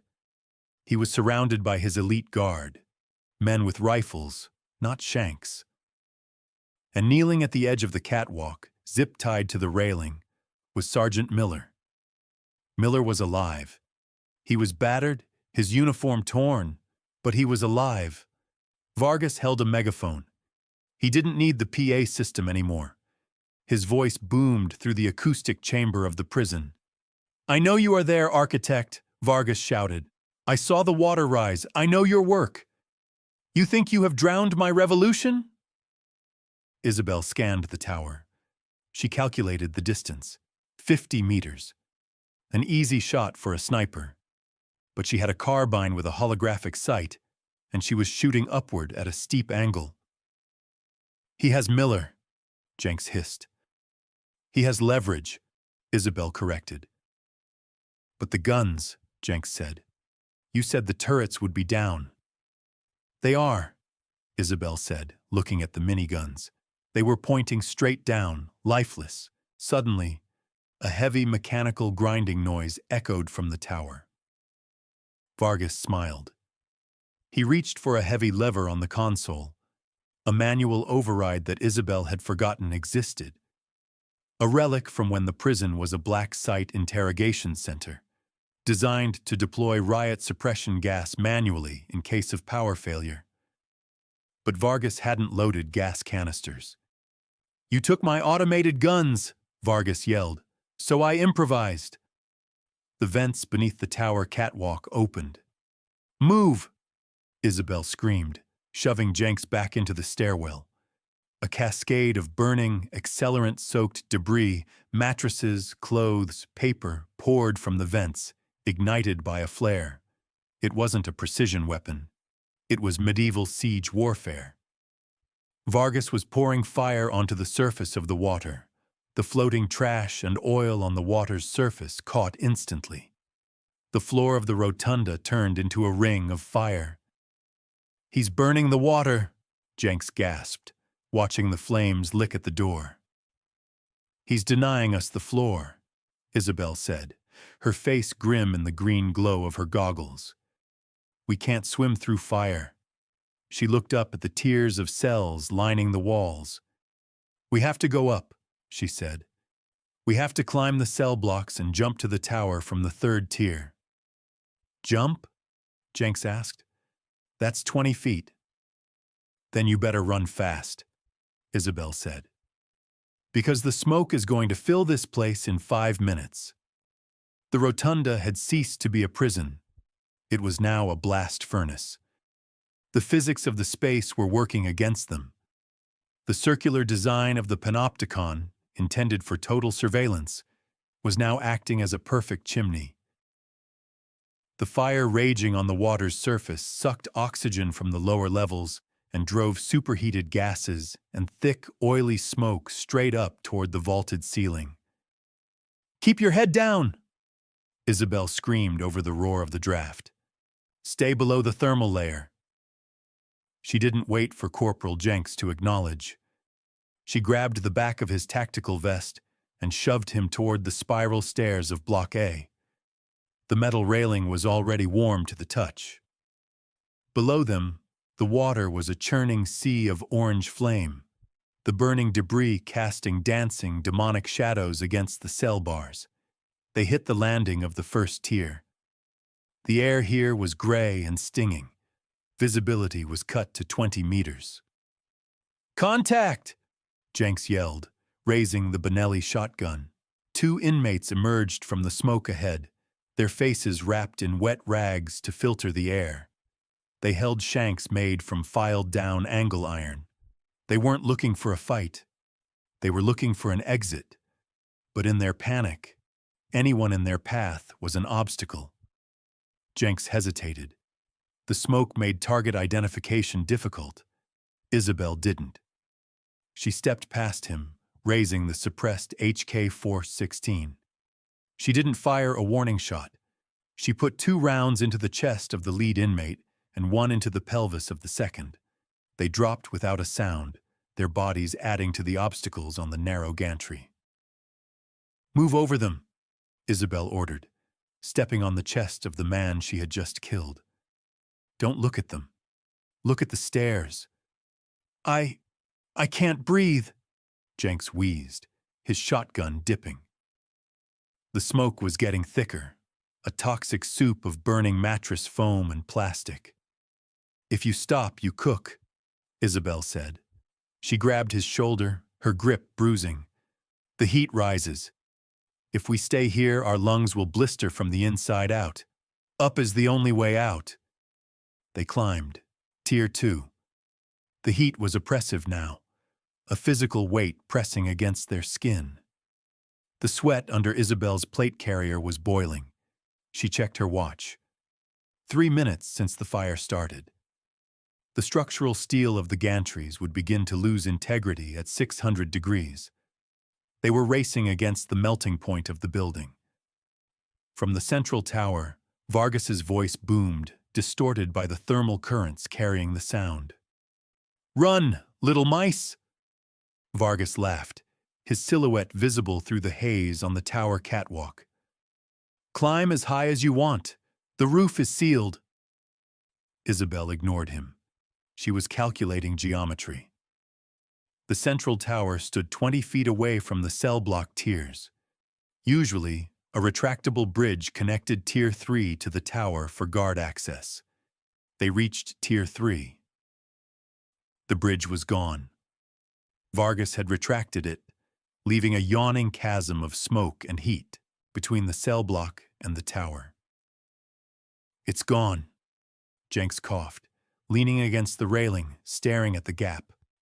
"We can't get across. We're trapped." Isabel moved to the edge. She looked down. The fire was 50 feet below, a roiling pit of hell. She looked across. The tower's maintenance ladder was welded to the side of the central structure. It was 20 feet away horizontally and slightly below their current level. "We can't jump that," Jenks said, shaking his head. "It's 20 feet. With this gear? With my leg? Impossible." "We don't jump to the ladder," Isabel said, pointing upward. She pointed to a heavy steel cable running from the ceiling of the rotunda down to the tower. It was a guide wire for the facility's service crane, used to lower supplies to the floor. It passed within 8 feet of the Tier 3 railing before angling sharply down to the tower roof. "The cable," Isabel said. "That's a guide wire," Jenks argued. "It's grease and steel.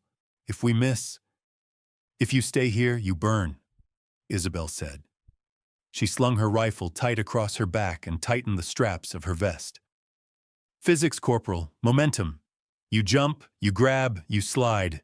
The angle will dump you right onto the tower maintenance deck.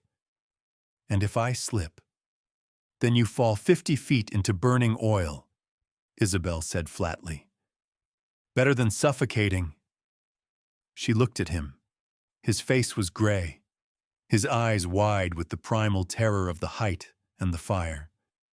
He was a soldier, but he was broken. He needed a push. "Miller is watching," Isabel said, pointing to the tower where their friend was zip-tied to the railing, his head hanging low. "He's waiting for you. Are you going to let him die because you're scared of gravity?" Jenks looked at Miller. He looked at the cable. He racked the slide of his shotgun, a nervous tick. "You go first," Jenks whispered. "Show me it holds." Isabel climbed onto the railing. The metal was hot enough to sting her palms through her tactical gloves.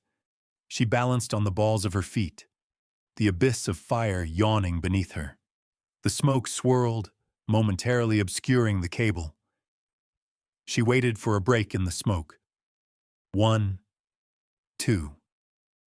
She launched herself into the void. For a second she was weightless, suspended in the orange glow of the furnace. Then her gloved hands slapped against the cold, greasy steel of the cable. The impact wrenched her shoulders, threatening to tear her grip loose. She held on. Gravity took over. She slid down the angled wire, the friction burning her gloves. She hurtled toward the tower roof. Release. She let go at the last second, dropping 10 feet onto the metal grating of the tower's maintenance deck. She rolled, coming up with her rifle raised. She was on the tower, below Vargas, below the guards. She looked back across the chasm. Jenks was standing on the railing, a lone figure silhouetted against the inferno. "Jump, Jenks!" she screamed over the roar of the fire. "Jump or die!" Corporal Jenks hit the metal grating of the maintenance deck with a bone-jarring thud. He tumbled, rolling to absorb the momentum of the jump, and slammed into the safety railing. Below him, 50 feet down, the floor of the rotunda was a churning lake of fire. The heat was a physical weight, pressing against them, drying the sweat on their skin instantly. Isabel Vane was already moving. She grabbed Jenks by his vest and hauled him into the shadow of a support pylon. "Check your weapon," she ordered, her voice cutting through the roar of the flames. Debris might have fouled the action. Jenks cycled the Benelli M4. The action was gritty but functional. I'm good. How do we get up? Isabel looked up. The central tower rose another 20 feet above them to the control deck, the glass-walled fortress where Vargas sat. There was only one way up, a vertical steel ladder inside a protective cage. The ladder, Jenks said, looking at the narrow metal tube. It's a fatal funnel. If we start climbing, they'll just drop a grenade down the chute. We're dead. I know, Isabel said. She stared at the ladder. She had designed it that way. The tower was built to be defensible by a skeleton crew against a prison riot. It was a perfect kill box. The hatch at the top is mag-locked. Even if we survive the climb, we can't open it from this side without a code or a torch. So we're stuck. No, Isabel said. She turned to the central pillar of the tower. It wasn't just structural, it was functional. I designed this tower to be a self-contained ecosystem. That pillar houses the main HVAC trunk line for the control room. It pulls cool air from the sub-basement. The sub-basement is flooded, Jenks pointed out. Exactly, Isabel said. Which means the intake fans at the bottom are underwater. They've stopped spinning. But the duct itself goes straight up to the control deck floor. She moved to a maintenance panel on the side of the pillar. It was secured by heavy bolts. She didn't have a wrench. She raised her HK-416 and fired 2 suppressed shots into the locking mechanism. The metal sheared. She kicked the panel inward. A blast of cool, damp air hit them, smelling of the floodwaters below. It's tight, Isabel said, looking into the dark, square shaft. But it comes out behind the server racks in the control room. It's a blind spot. You go, Jenks said, looking at the ladder. I'll create a diversion. Isabel paused. She looked at the young soldier. His face was soot-stained, his eyes wide but steady. He wasn't the terrified kid in the closet anymore. He was a soldier making a tactical decision. If you engage the ladder, they will kill you, Isabel said. If they're looking at me, they aren't looking at the vent, Jenks countered. I won't climb. I'll just make noise. I'll shoot the hatch. Keep them focused down here. Isabel hesitated. This was the calculation again. The expenditure of assets. But Jenks was right. Without a distraction, the guards in the control room would hear her in the vent. Give me 3 minutes, Isabel said. Do not expose yourself. Fire and move. Keep them looking down. Go, Jenks said, racking the shotgun. Isabel slid into the duct. It was a vertical crawl space, lined with sheet metal. She braced her back against one wall and her boots against the other, shimmying upward inch by inch. The sound of the fire outside was muffled here, replaced by the echo of her own breathing and the scraping of her tactical gear against the metal. 30 seconds in, the war started below. Boom, boom, boom! The roar of Jenks's shotgun echoed up the shaft. He was hammering the hatch at the top of the ladder. From above, she heard the return fire, the sharp, rapid crack, crack, crack of automatic rifles. The bullets pinged against the ladder cage, vibrating through the tower's structure. Jenks was drawing their fire. He was buying her time with his life. Isabel climbed faster. Her muscles burned. The sweat under her armor was freezing in the draft from the floodwater and boiling from the exertion. She reached the top of the shaft. A service grate blocked her path. She pushed. It was screwed down. She couldn't shoot it. The guards were 10 feet away. A gunshot would give her away instantly. She holstered her rifle and drew her knife. She jammed the blade into the gap between the grate and the frame. She levered it. The screw groaned. Below, the shotgun fire stopped. "Reloading!" Jenks screamed, his voice faint. Then a new sound, the clink, clink, clink of a grenade bouncing down the ladder well. Boom! The explosion shook the tower. Isabel slammed her head against the duct wall. "Jenks!" she hissed. Silence from below. She didn't stop. She couldn't. If he was dead, his death bought her this silence. She put both feet against the back wall and shoved the grate with her shoulder, channeling every ounce of rage and grief into the motion. The screws stripped. The grate popped up. Isabel pulled herself out of the floor. She was inside the control deck.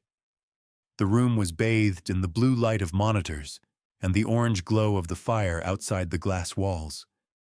She was behind a row of tall server cabinets, the blind spot she had engineered. She peeked around the corner. The control deck was a circular room.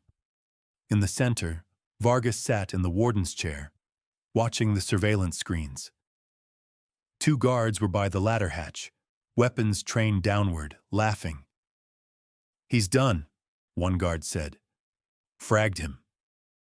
And there, zip-tied to the railing near the main console, was Sergeant Miller. He was battered, his face swollen, but he was looking at the monitors. He was looking at the thermal feed of the maintenance deck below. Isabel followed his gaze to the screen. On the monitor, a heat signature was moving.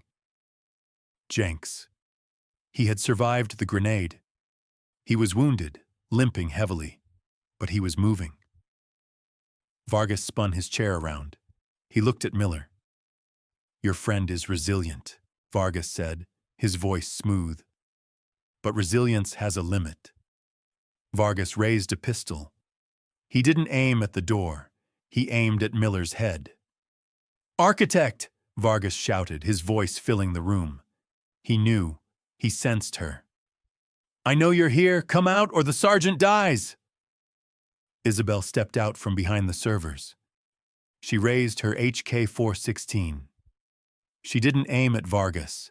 She aimed at the control panel for the Halon fire suppression system mounted on the wall behind him. "You're right, Mateo," Isabel said, her voice dead calm. "Resilience has a limit, but gravity doesn't." She fired. The bullet struck the manual release valve of the Halon 1301 bank with a spark that was immediately swallowed by a white wall of noise. Kea whoosh. It wasn't an explosion in the traditional sense.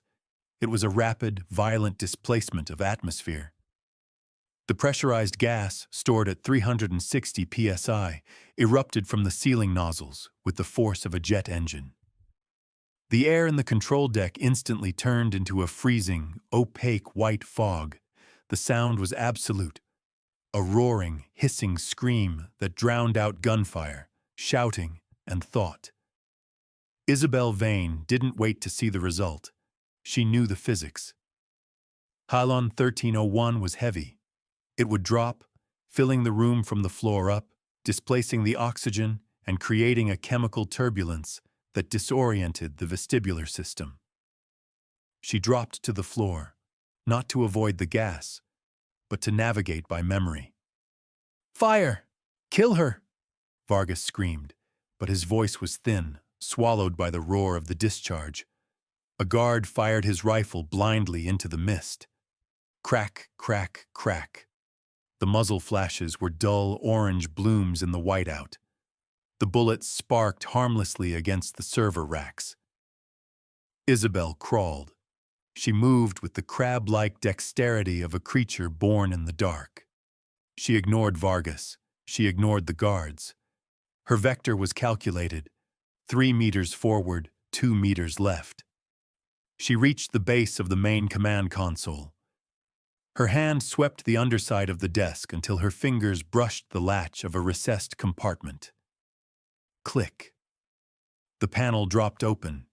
Inside sat 2 emergency breathing apparatus, EBA masks, yellow hoods with small oxygen cylinders, designed for the warden in case of a chemical attack.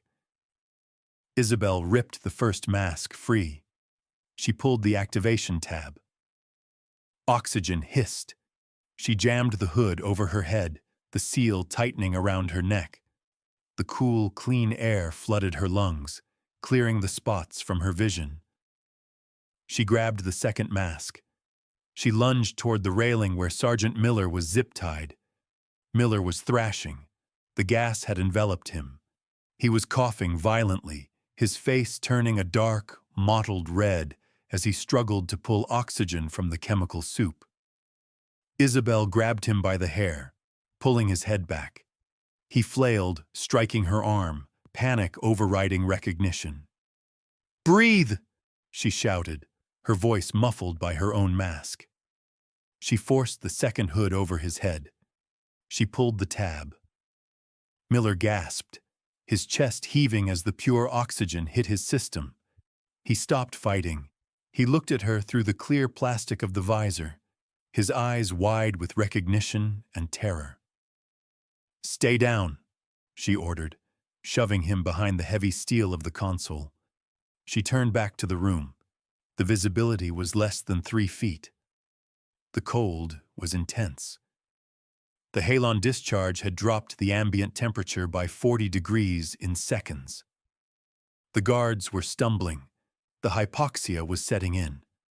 One man had dropped his rifle and was clawing at his throat, disoriented by the lack of oxygen and the sensory overload. Isabel rose from the crouch like a phantom in the mist. She moved toward the nearest guard. He saw her shape emerge from the white fog, a faceless figure in a yellow hood. He tried to raise his weapon.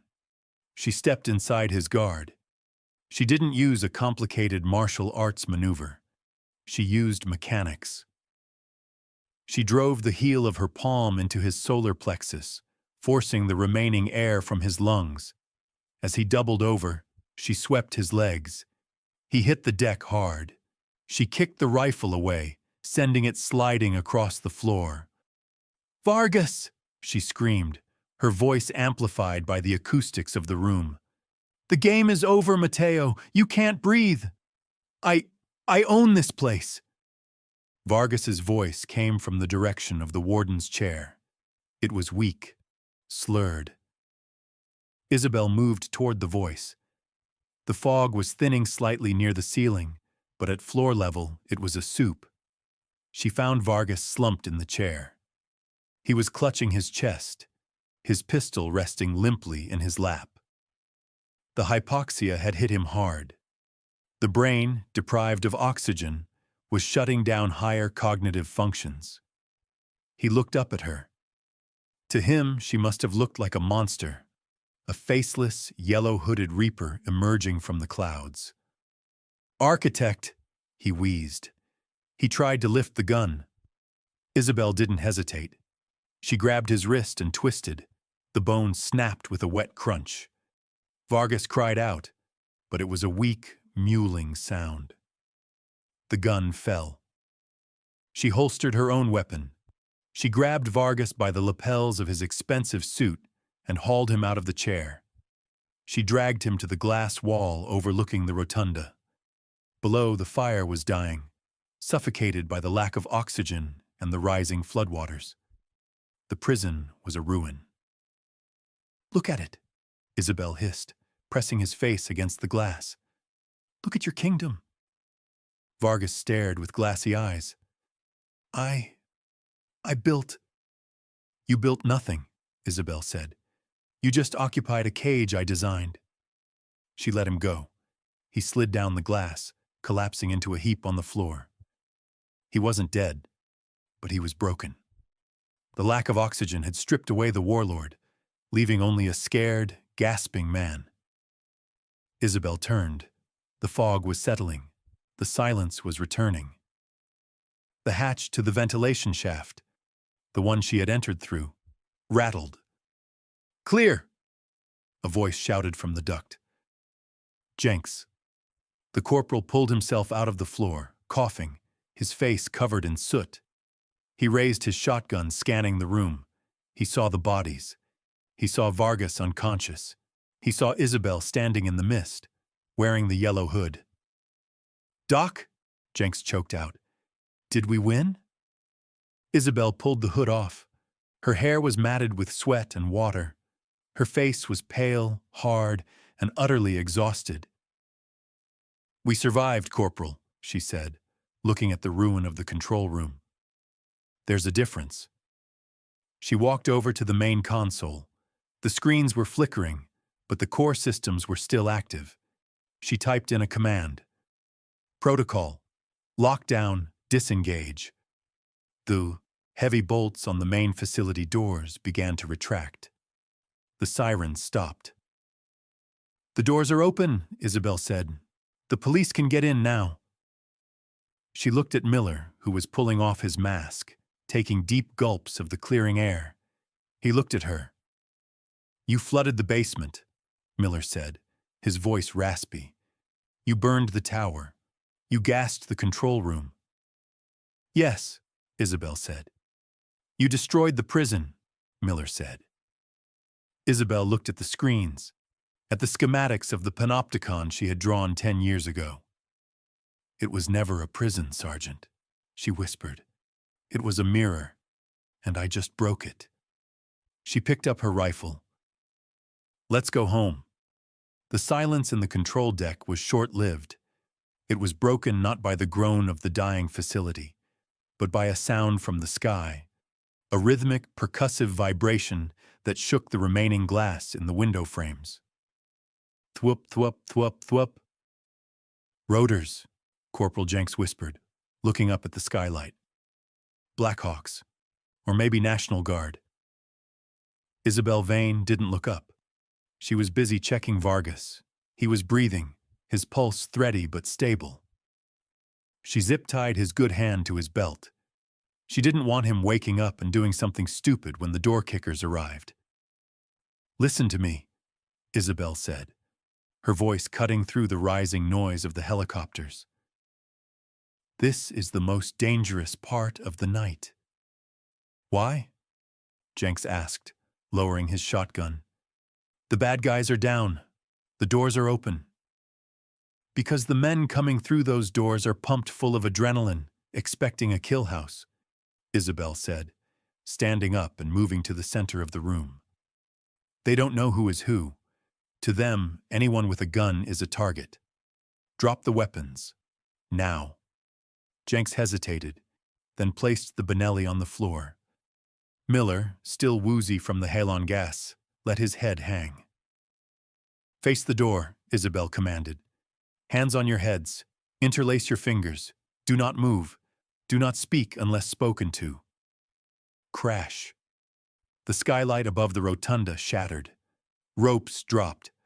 Flashbangs detonated in the air, washing the lower levels in blinding white light and deafening bangs. The QRF, Quick Reaction Force, was breaching from the roof and the main entrance simultaneously. Police, federal agents, get down, get down! The shouts were a chaotic wall of noise. Boots hammered on the metal stairs leading up to the tower. The beam of weapon-mounted lights cut through the lingering halon mist, sweeping the room violently. Contact front. 3 subjects. Blue, blue, blue! Isabel shouted the code for friendlies, but she didn't lower her hands. She stood perfectly still, silhouetted against the monitors. A team of 4 operators in heavy tactical gear stormed the control deck. They moved with aggressive speed. One operator leveled his rifle at Isabel's chest. On your knees. Do it now. Isabel complied slowly. She knelt. She didn't look at the floor. She kept her eyes on the lead operator. I am Dr. Isabel Vane, she announced, her voice calm and projecting clearly over the shouting. Department of Corrections contractor. ID code Alpha Sierra 4. The 2 men behind me are hostages. Corporal Jenks and Sergeant Miller. They are friendlies. The operator didn't lower his weapon. Cuff her! A second operator rushed forward, grabbing Isabel's wrists and wrenching them behind her back. The plastic zip ties bit into her skin, tight and unforgiving. They patted her down, removing the knife from her boot and the empty magazines from her vest. "Secure," the operator called out. They moved to Jenks and Miller. Jenks flinched as they grabbed him. "Easy," Jenks stammered.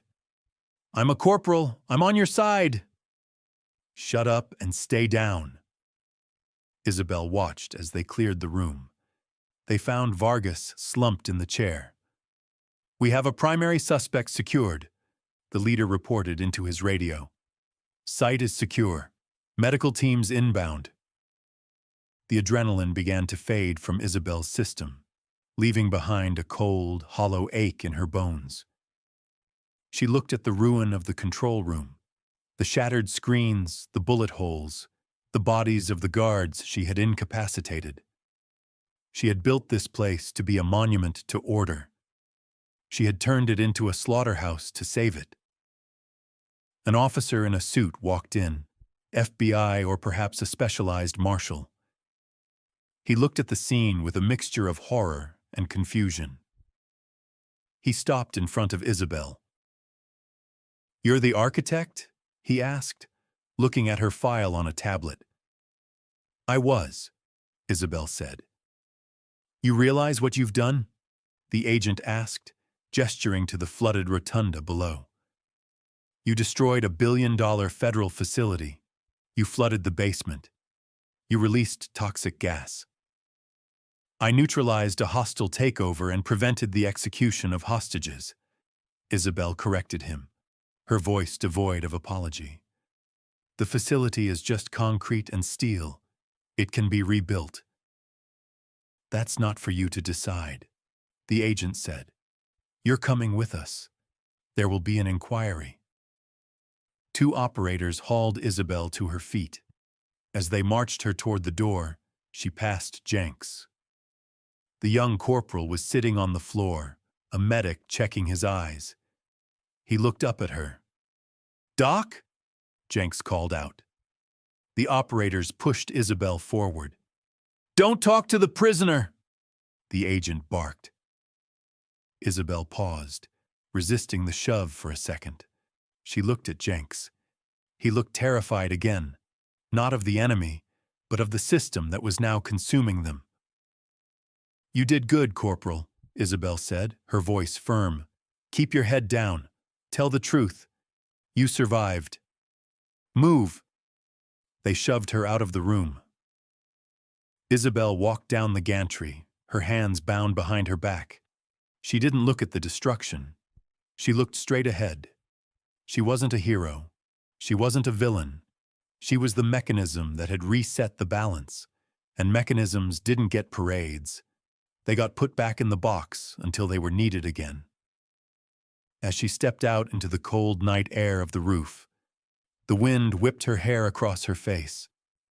The closed circle was broken, but she knew, with the certainty of someone who understood the architecture of captivity, that she was just stepping into a larger cage. The debriefing room was sterile, white, and smelled aggressively of floor wax and stale coffee. It was a different kind of cold than the freezing water of the sub-basement or the biting wind of the roof. It was a bureaucratic cold, indifferent and hollow. Isabel Vane sat at a stainless steel table. She was no longer in handcuffs, but her posture suggested she was still very much a prisoner. She had been allowed to shower and change into a generic gray jumpsuit. Her hair was still damp. The cuts on her face had been butterfly-stitched by a medic who hadn't made eye contact. Across from her sat a man in a charcoal suit. He didn't have a name tag. He didn't offer one. He was the fixer, the man sent by the Department of Justice to calculate the cost of the night's violence. "Let's review the timeline again, Dr. Vane," the suit said, his voice smooth and frictionless. "You initiated a facility-wide lockdown. You manually overrode the hydrostatic valves in the sub-basement, causing a catastrophic flood. You discharged the halon system in the control tower, incapacitating federal officers." He slid a file across the table. It contained photos of the ruined facility, The oubliette was a wreck, flooded, burned, and structurally compromised. $1 billion of taxpayer money destroyed in 4 hours. I neutralized a hostile takeover, Isabel said, her voice raspy from the smoke. Mateo Vargas had seized the control grid. He was executing hostages. I denied him the asset. You destroyed the asset, the suit corrected. The oubliette is a total loss. The structural integrity of the foundation is gone. We have to condemn the site. Good, Isabel said. It was a bad design. The suit paused. He looked at her over the rim of his glasses. You designed it, Isabel. I know, she replied, leaning forward slightly. And I realized it had a flaw. It was built to keep people in. It wasn't built to keep the devil out. The suit sighed. He tapped a pen against the metal table. Click, click, click. A rhythmic, annoying sound that echoed in the small room. Here's the situation, he said. The official report cannot say that a single inmate took over a supermax facility and that a civilian contractor destroyed it. That is a narrative of incompetence. It makes the Bureau look weak. So lie, Isabel said. It wasn't a suggestion. It was an instruction. We intend to, the suit said. The official story is a catastrophic failure of the geothermal heating system. A gas explosion. Regrettable. The brave staff managed to evacuate the inmates. Vargas died in the fire. And the guards? Isabel asked. Miller? Jenks? They are being debriefed. They will sign NDAs. They will be transferred to minimum security facilities in the Midwest. Quiet jobs, pensions intact. And me? The suit opened a second folder. It contained a single sheet of paper, a non-disclosure agreement. You don't exist, Isabel. You were never here. You are a consultant whose contract has expired. If you sign this, you walk out of here. You go back to your private practice. You never speak of the oubliette again. And if I don't? Then we charge you with domestic terrorism. We have footage of you flooding the basement. We have footage of you shooting the halon system. We can bury you, Isabel, deeper than Vargas ever could. Isabel looked at the paper. She looked at the pen. She thought about the girl in the yellow dress from her past, the ghost that had driven her to build prisons to contain monsters. She thought about Jenks, shivering in the water, holding a shotgun he barely knew how to use. She had built the machine. She had destroyed the machine. The equation was balanced. She picked up the pen. I want one thing, she said. You aren't in a position to negotiate. I want the server logs wiped, Isabel said. Not just the security footage, the personnel files, Jenks's file, Miller's file. I want their records scrubbed of this night. I don't want an asterisk next to their names. The suit hesitated. He looked at her eyes. He saw the matriarch there, the fierce, protective intelligence that had dismantled an army to save 2 men. He realized that if he pushed her, she still had teeth. She knew where the bodies were buried because she had dug the graves. Done, the suit said. Isabel signed the paper. The scratch of the pen was loud in the silence. An hour later, Isabel walked out of the processing center. The storm had passed. The sky above the Arctic landscape was a bruised purple clearing to a cold, hard blue. The air was sharp and clean. A black SUV waited for her, engine idling. As she walked toward it, she saw 2 figures standing near a transport bus. Sergeant Miller, his arm in a sling, and Corporal Jenks. Jenks saw her. He stepped away from the bus. He looked different. The boyish terror was gone, replaced by a 1,000-yard stare, the look of a man who has seen the mechanics of death and survived. He wore fresh fatigues, but he still stood with a slight limp. "Doc?" Jenks called out. The suit, standing by the SUV door, stepped forward to intercept. "No contact, Dr. Vane." Isabel ignored him. She stopped 10 feet from Jenks. "You made it," Jenks said. He didn't smile. He looked at her with a complex mixture of awe and fear. He knew what she was now.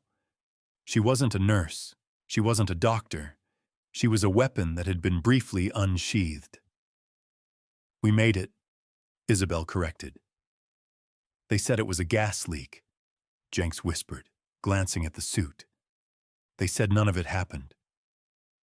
"Do you know the difference between a prison and a fortress, Corporal?" Isabel asked softly.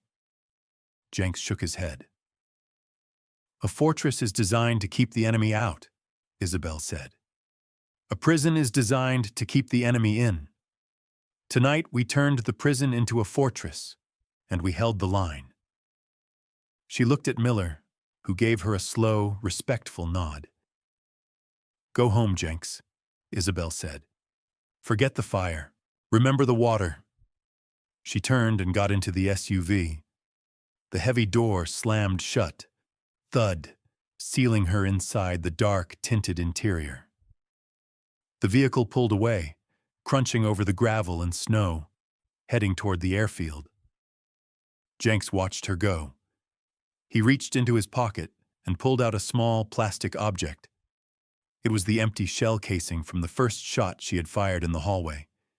He turned it over in his fingers. It was cold, heavy, real. The report said it never happened. The building was gone. The evidence was buried under ice and concrete. But Jenks knew. He put the casing back in his pocket. He turned to Miller. "Ready, Sergeant?" "Yeah," Miller said, looking at the empty road where the architect had vanished. "Let's go."